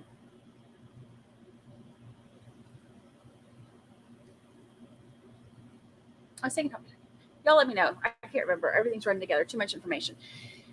She was out of town anyway. She was in, was she in Arizona or Hawaii? She was in Arizona, wasn't she? Anyway, she was leading a casting on Tammy. And supposedly, yeah, she was in Arizona because she was with the others. Okay. Brain moment. So she was leading a casting to get rid of Tammy, get rid of the devil in her, get rid of whatever the heck she thought she was doing when she knows she's full of crap. And that same day, there is an attempted shooting of Tammy. Now, this is what we've heard in the court case as being a possible paintball gun, but they are focusing on that because she said it looked like a paintball gun. But keep in mind that if you are just in your yard and you see somebody coming, you're not going, like if somebody shoots something at you, you're not going to automatically assume that was an attempt on my life. I would assume it was probably some, idiot kid or something. So, and for it to have, the similarities between the looks of the guns of what they believe it was and what a paintball gun looks like, it would be an easy mistake. So she tells the police that she thinks it was a paintball gun, but it wasn't a paintball gun. There was also Google searches on how to like the thickness of her windows for the car she drives, and all kinds of stuff like that. So I mean, this was a planned thing. This was Alex trying to kill her. This was not a paintball gun. So that was on October 9th. And then Alex's phone, again, with so many burners, you'd think he would learn to leave one at home. But Alex's phone, again, shows him in the area when all of this happens. So on the 16th, I think it was, Alex goes to Las Vegas, and Lori was in Las Vegas at the time, so they're in cahoots in Sin City, of all places. He comes back, and on the 18th is when Tammy was last seen alive by somebody else. So her son was there, and he left for work. He was there visiting. He left for work on the 18th. And on the 19th, there was the call that she was dead. So when they got there, she, rigor mortis had already started to set in. She was cold, I guess. So I don't know if her actual death date was the 18th or the 19th, but Tammy was dead on the 19th, the morning of the 19th. They originally said that it was natural causes, but they exhumed her, which we'll get to right at the end of this little timeline, but they exhumed her, and it wasn't natural causes. It was asphyxiation. So he killed her. And Alex, again, as always, was his phone was in the vicinity when all of this happened.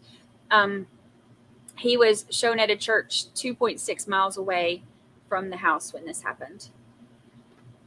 And she had no idea it was coming. On the 26th, the police.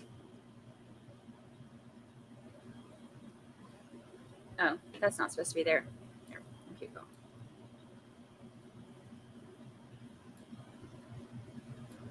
This.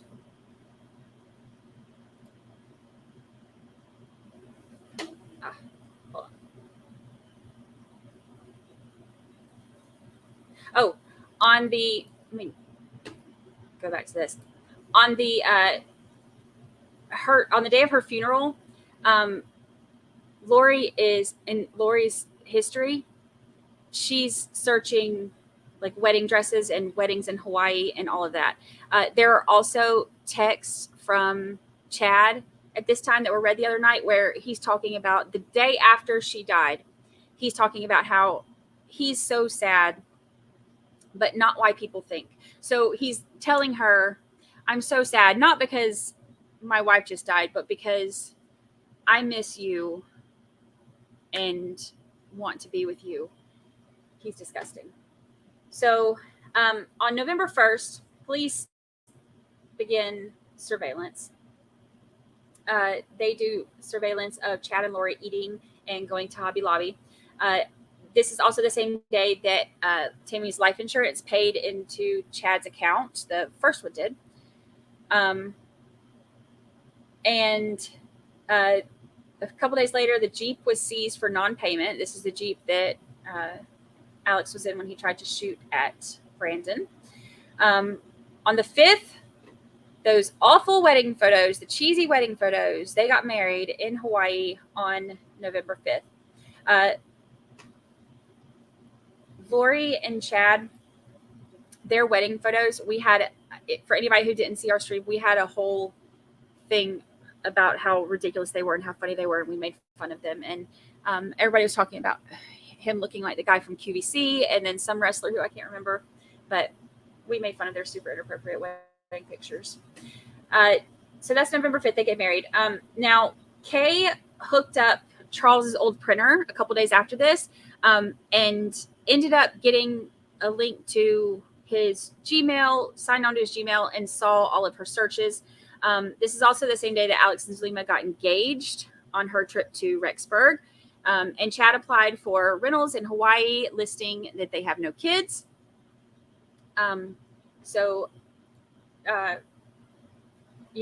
kids, no pets, everything's fine. They're telling everybody that, the kids are fine, everything's fine, but they are obviously not, because they're filling out rental applications saying they have no kids. He gets his, let me move this over. He gets his second check as well on the 16th, I think it was, November 16th, for Tammy's life insurance.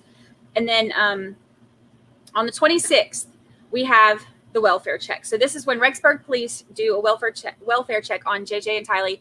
And this is when Lori asks Melanie Gibb to lie for her. So she tells police that Melanie Gibb has JJ and that he's fine. She tells Melanie Gibb, just go to the movies and take a picture of whoever you see, any kids running around, and just tell them that that's who it is. This is how horrible this woman is. She is literally telling her friend, just go take pictures of a random kid and tell the police that that one's mine. Blows my mind what a piece of crap you would have to be to do that. But she does it. She tells Melanie Gibb to do that. And flat out lies.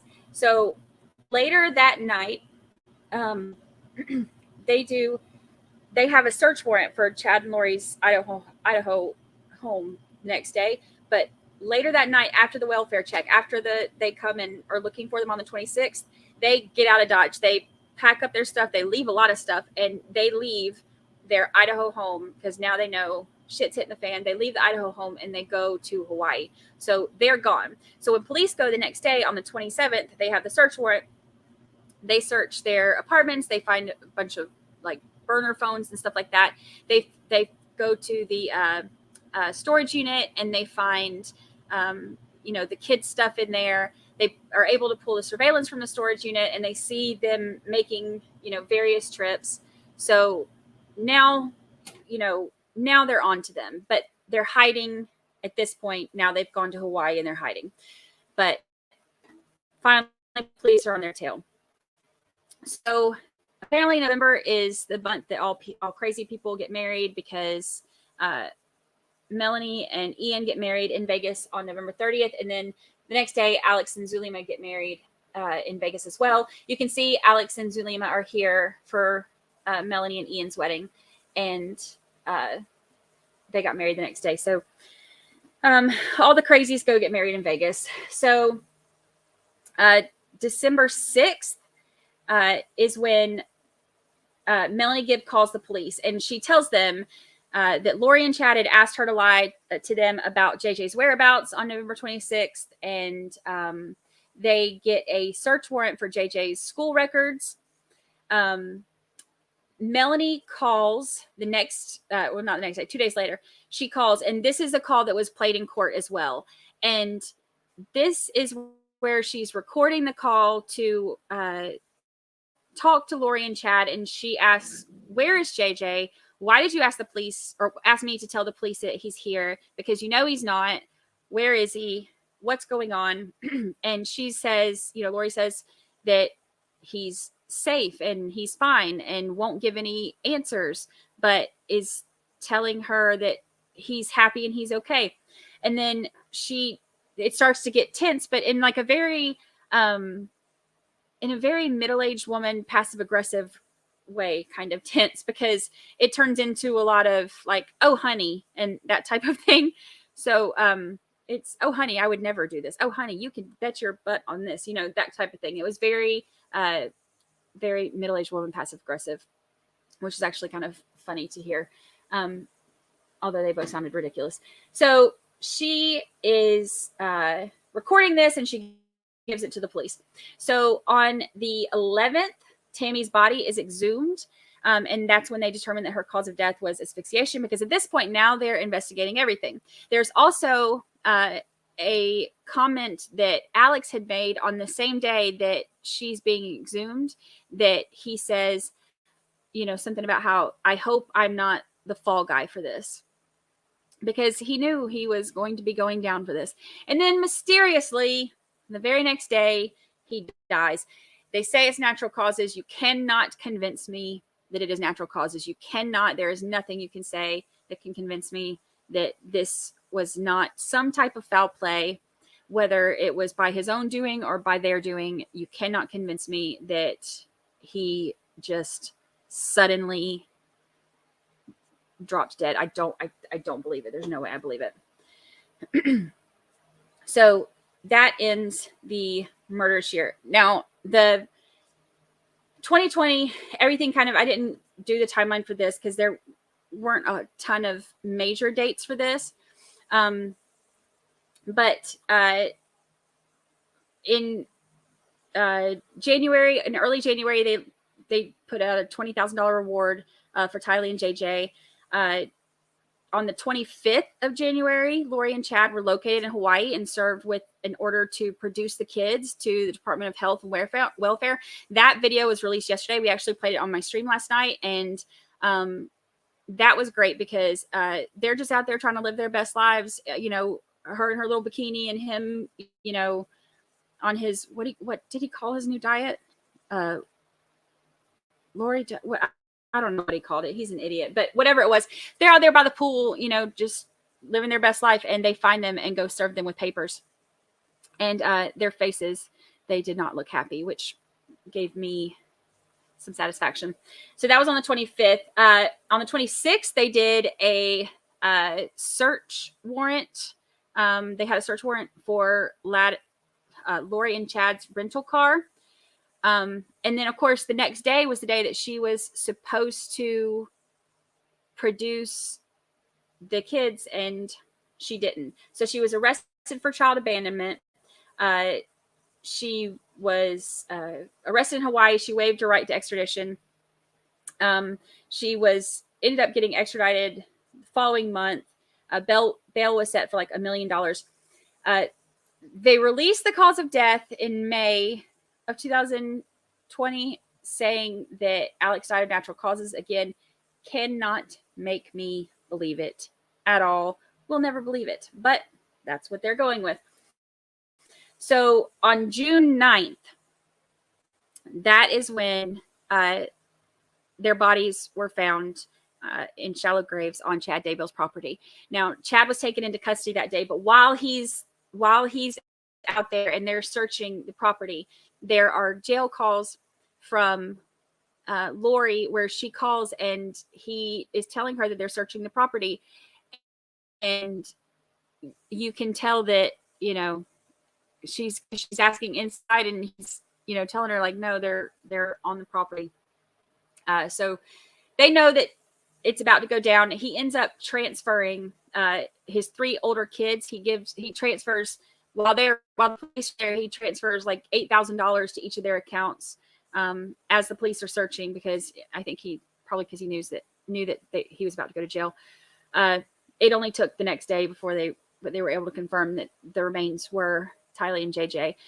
One of the big thing, I'm not going to go into the details. I know the details are out there. We had to listen to them in stream. I am not going into the horrific details of what they did to the children. I can't do it. I've cried every time we've talked about it.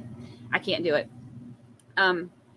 But I will tell you that as far as the trial stuff goes, they found a blonde hair belonging to Lori that was in the duct tape that was used while JJ was being killed.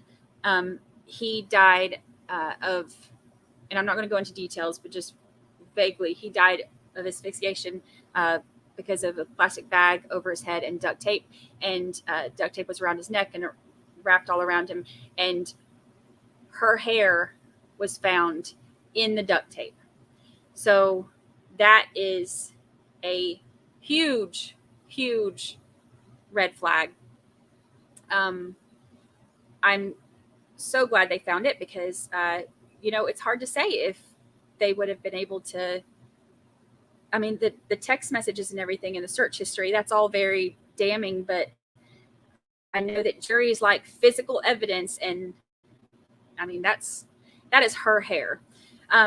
So between the hair and the text where she's going back and forth about, are the kids going to be dying soon? And, her search history, the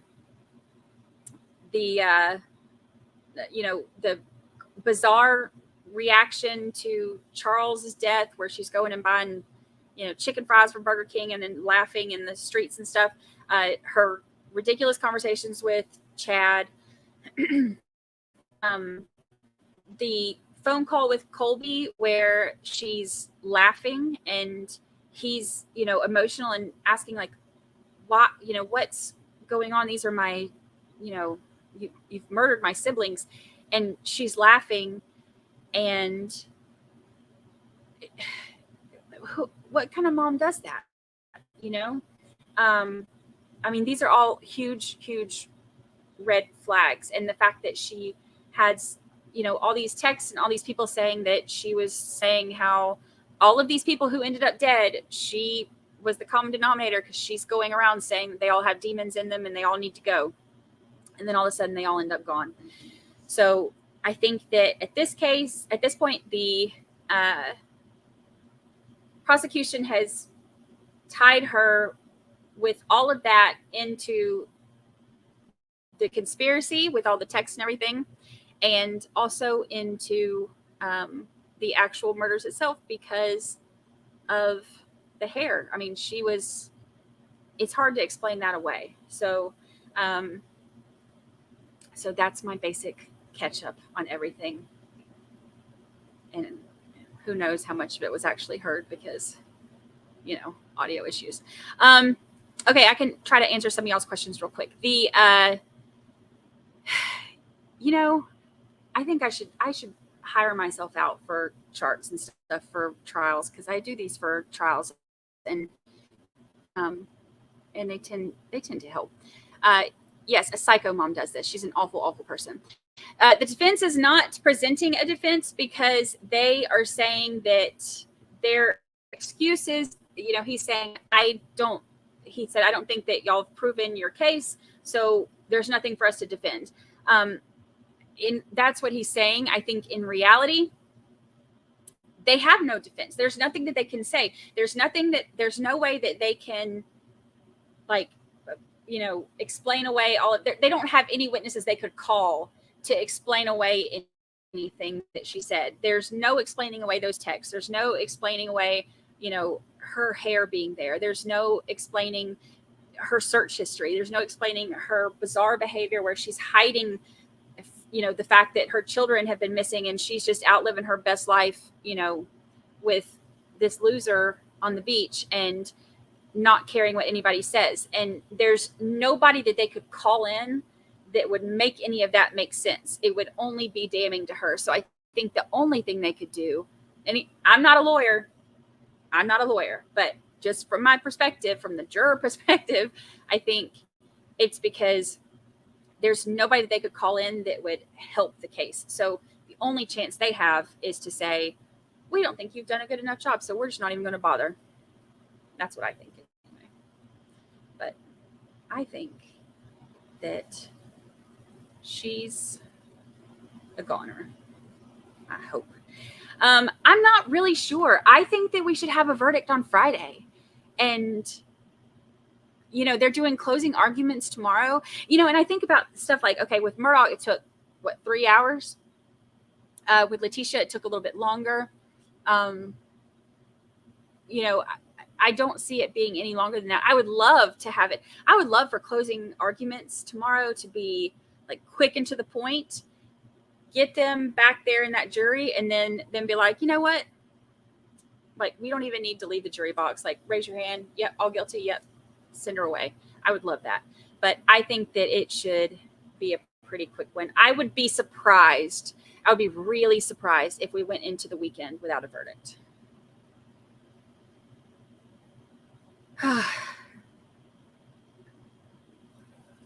Thank you.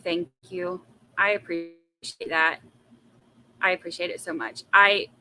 Thanks for sticking with me through all of the internet problems.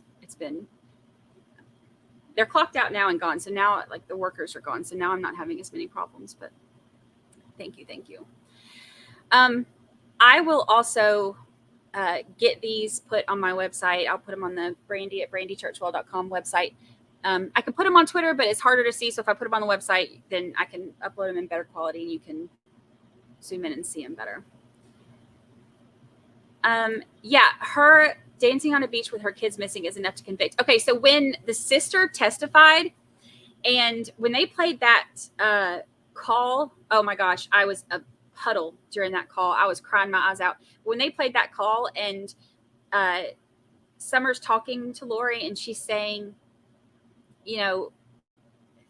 something about that, she even says something about that. She, because Lori's telling her well, you don't know, you don't know, you're not there. And she's telling her you were on a beach, dancing on a beach while your children are dead. And Lori actually gives away to, she's like, well, that was weeks later. So she even kind of outed herself on that because that's showing that she knew how long the kids had been dead, which was a aha moment. Because that was before any evidence had really come out about that. So she just showed us all what a lion heifer she is. Thank you so much, Natural Empress. Thank you. Data visualization is my favorite.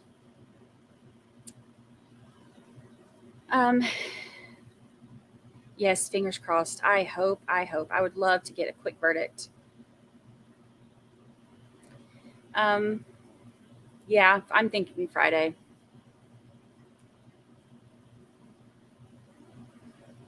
Thank you so much, Bug Dugger. Thank y'all for sticking with me. This did not start out great, but it ended great.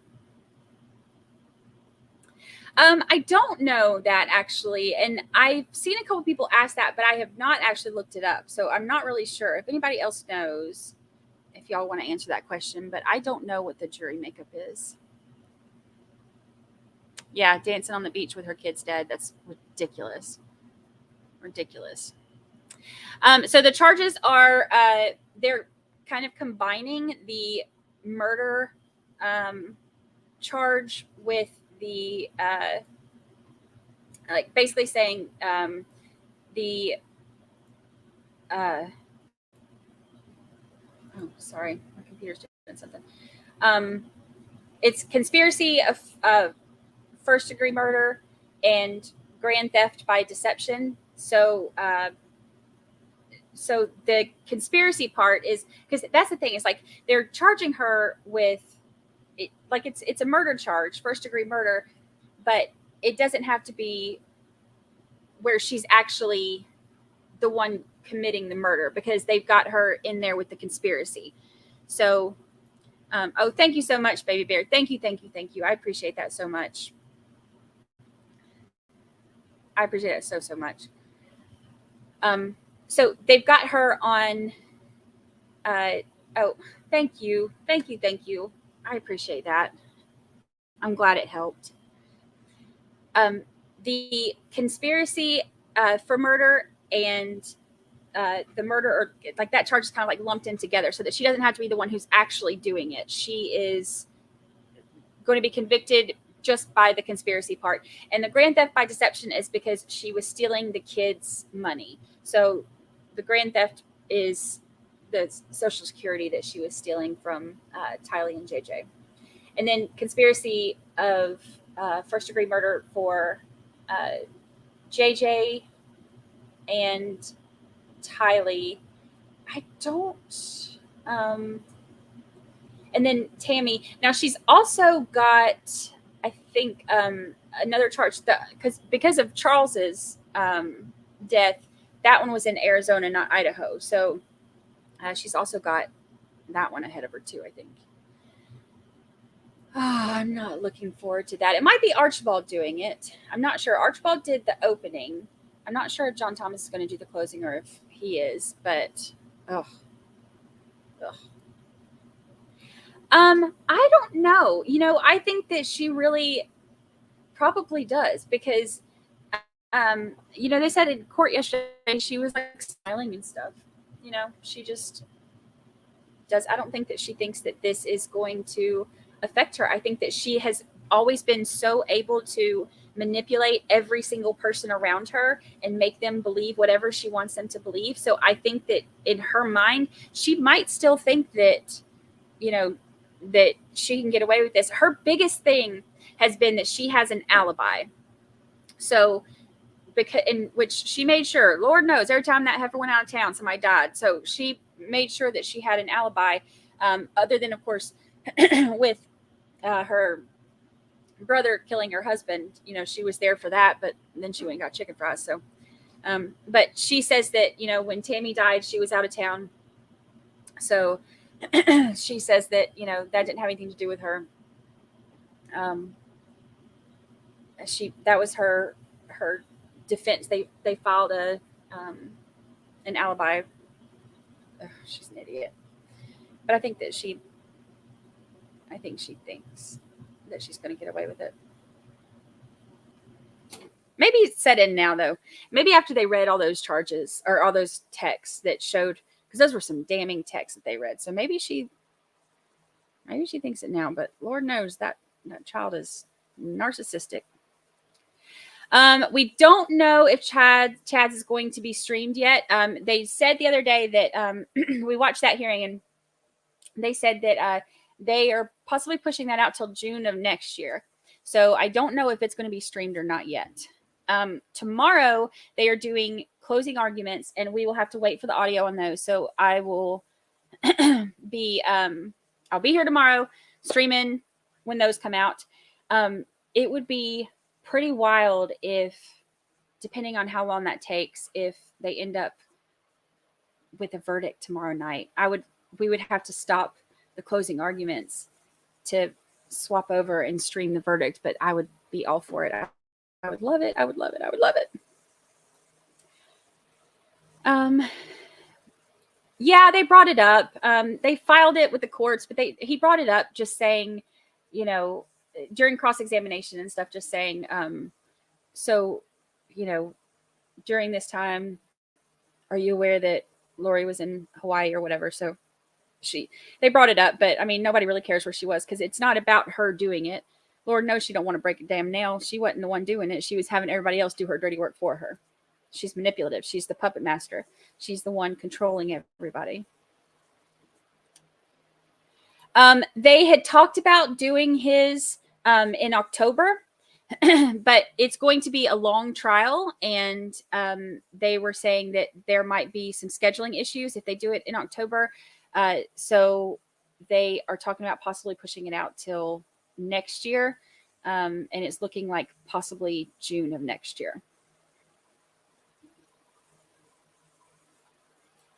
Yeah, she still thinks that she is the leader of the weirdos and that she's going to gather the people and do something. She ain't going to do nothing. She can't even get out of her jail cell. Can't portal out of that, baby, can you? Thank you so much. I appreciate that. Thank you. Thank you. No, closing arguments can't be viewed, just the verdict. So when they read the verdict, that will be what they view. And we get an hour notice. So as soon as we get the notice, I'm having to cancel plans and work everything around it so that I can be home on Friday. I have a friend coming in, and I actually had to now, instead of going to the airport, I have to figure all kinds of things out so that I can be here for the verdict. But we are going to figure it out, and we will be here. And so we get an hour notice. And oh yeah, I can do a poll on Lori's Guild. I have to do it on my phone because I don't want to mess with anything on my computer yet. Let's see. We'll do oh,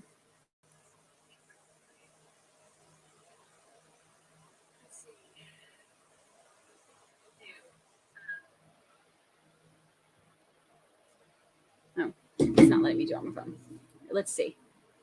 Watch. I'm finally going to do this, and then it's going to kick me off again. But I think I'm good now. They stopped working on it.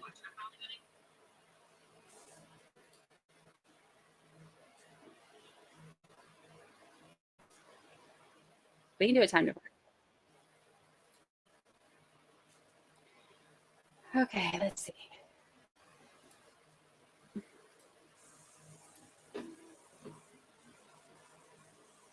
Yeah, we could know the verdict before we even hear all the closing arguments, which I would be totally fine. I'd be so excited. To me, it would be like a dream come true to have the verdict in that fast. Okay, so we'll do the guilt one first. What do you think the jury will decide? Okay, we'll do guilty, not guilty. We'll do hung jury.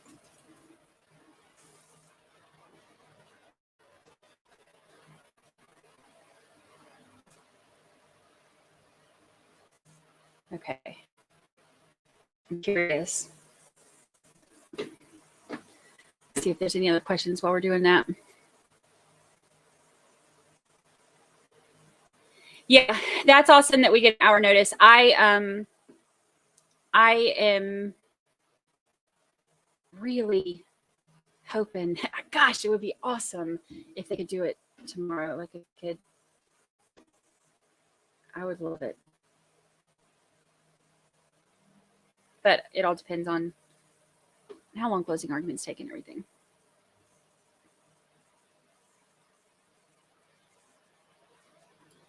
Yeah, I would think that that's fine too, because the closing, now that both have rested, there shouldn't be any reason why it matters to have to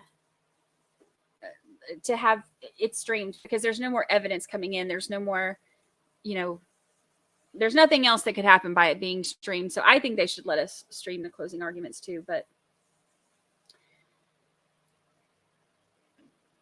all right, so far we're at 98% guilty.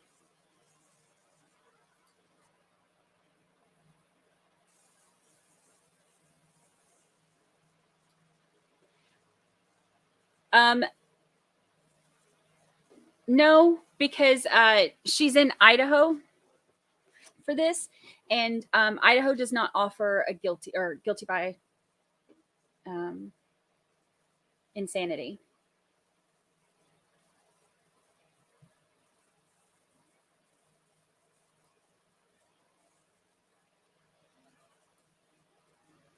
Okay.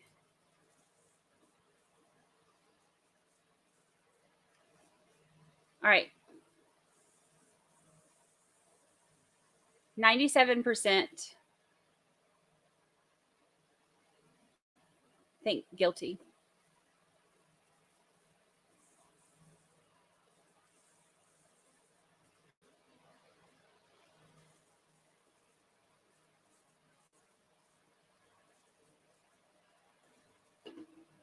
I have to close that back out, see if that helps.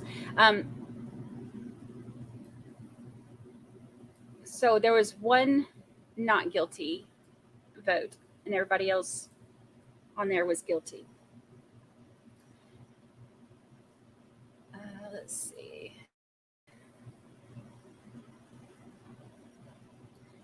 Yeah, there was one not guilty vote.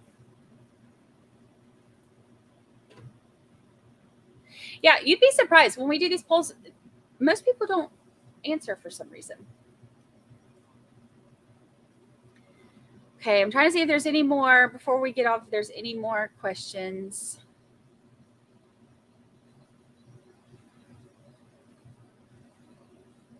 Yeah, they do offer death by firing squad now.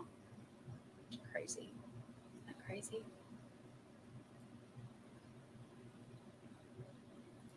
You are very welcome. Thank you for hanging out.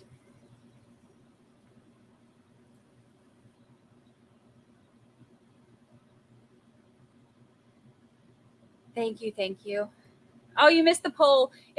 We had 99 votes, I think, and there was, out of 99 votes, there was one that was not guilty. Everybody else was guilty. We'll do another one tomorrow too, after closing arguments. We'll do another one. Okay, I think I've got most of the questions.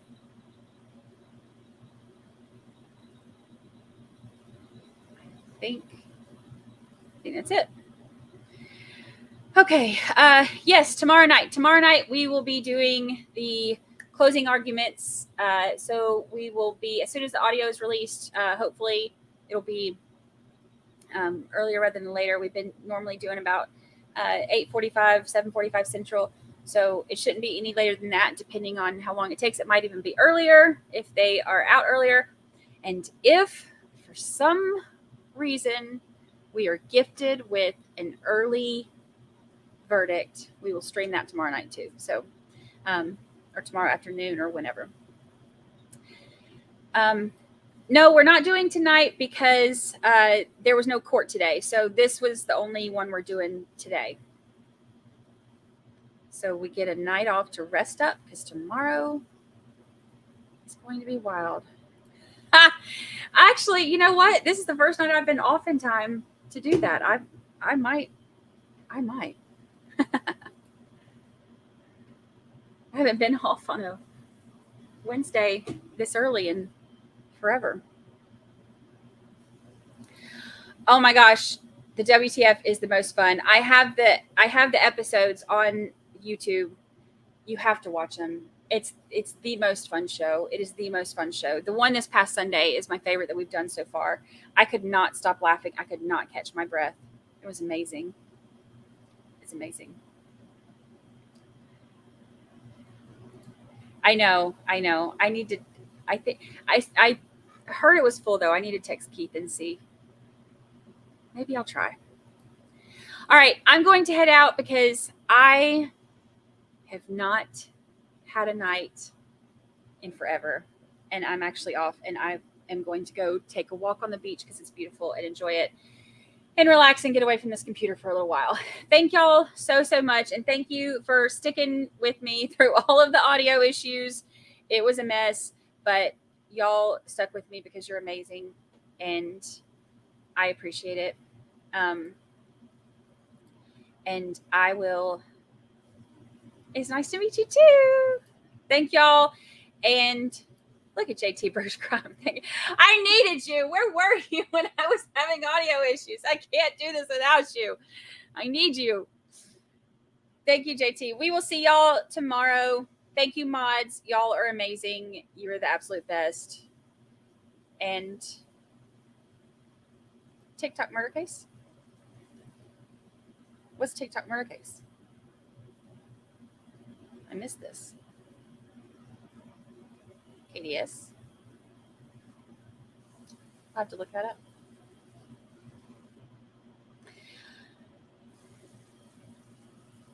JT Bruce Crime. We need to look up TikTok murder case. All right. Thank y'all so much. We will see y'all next time.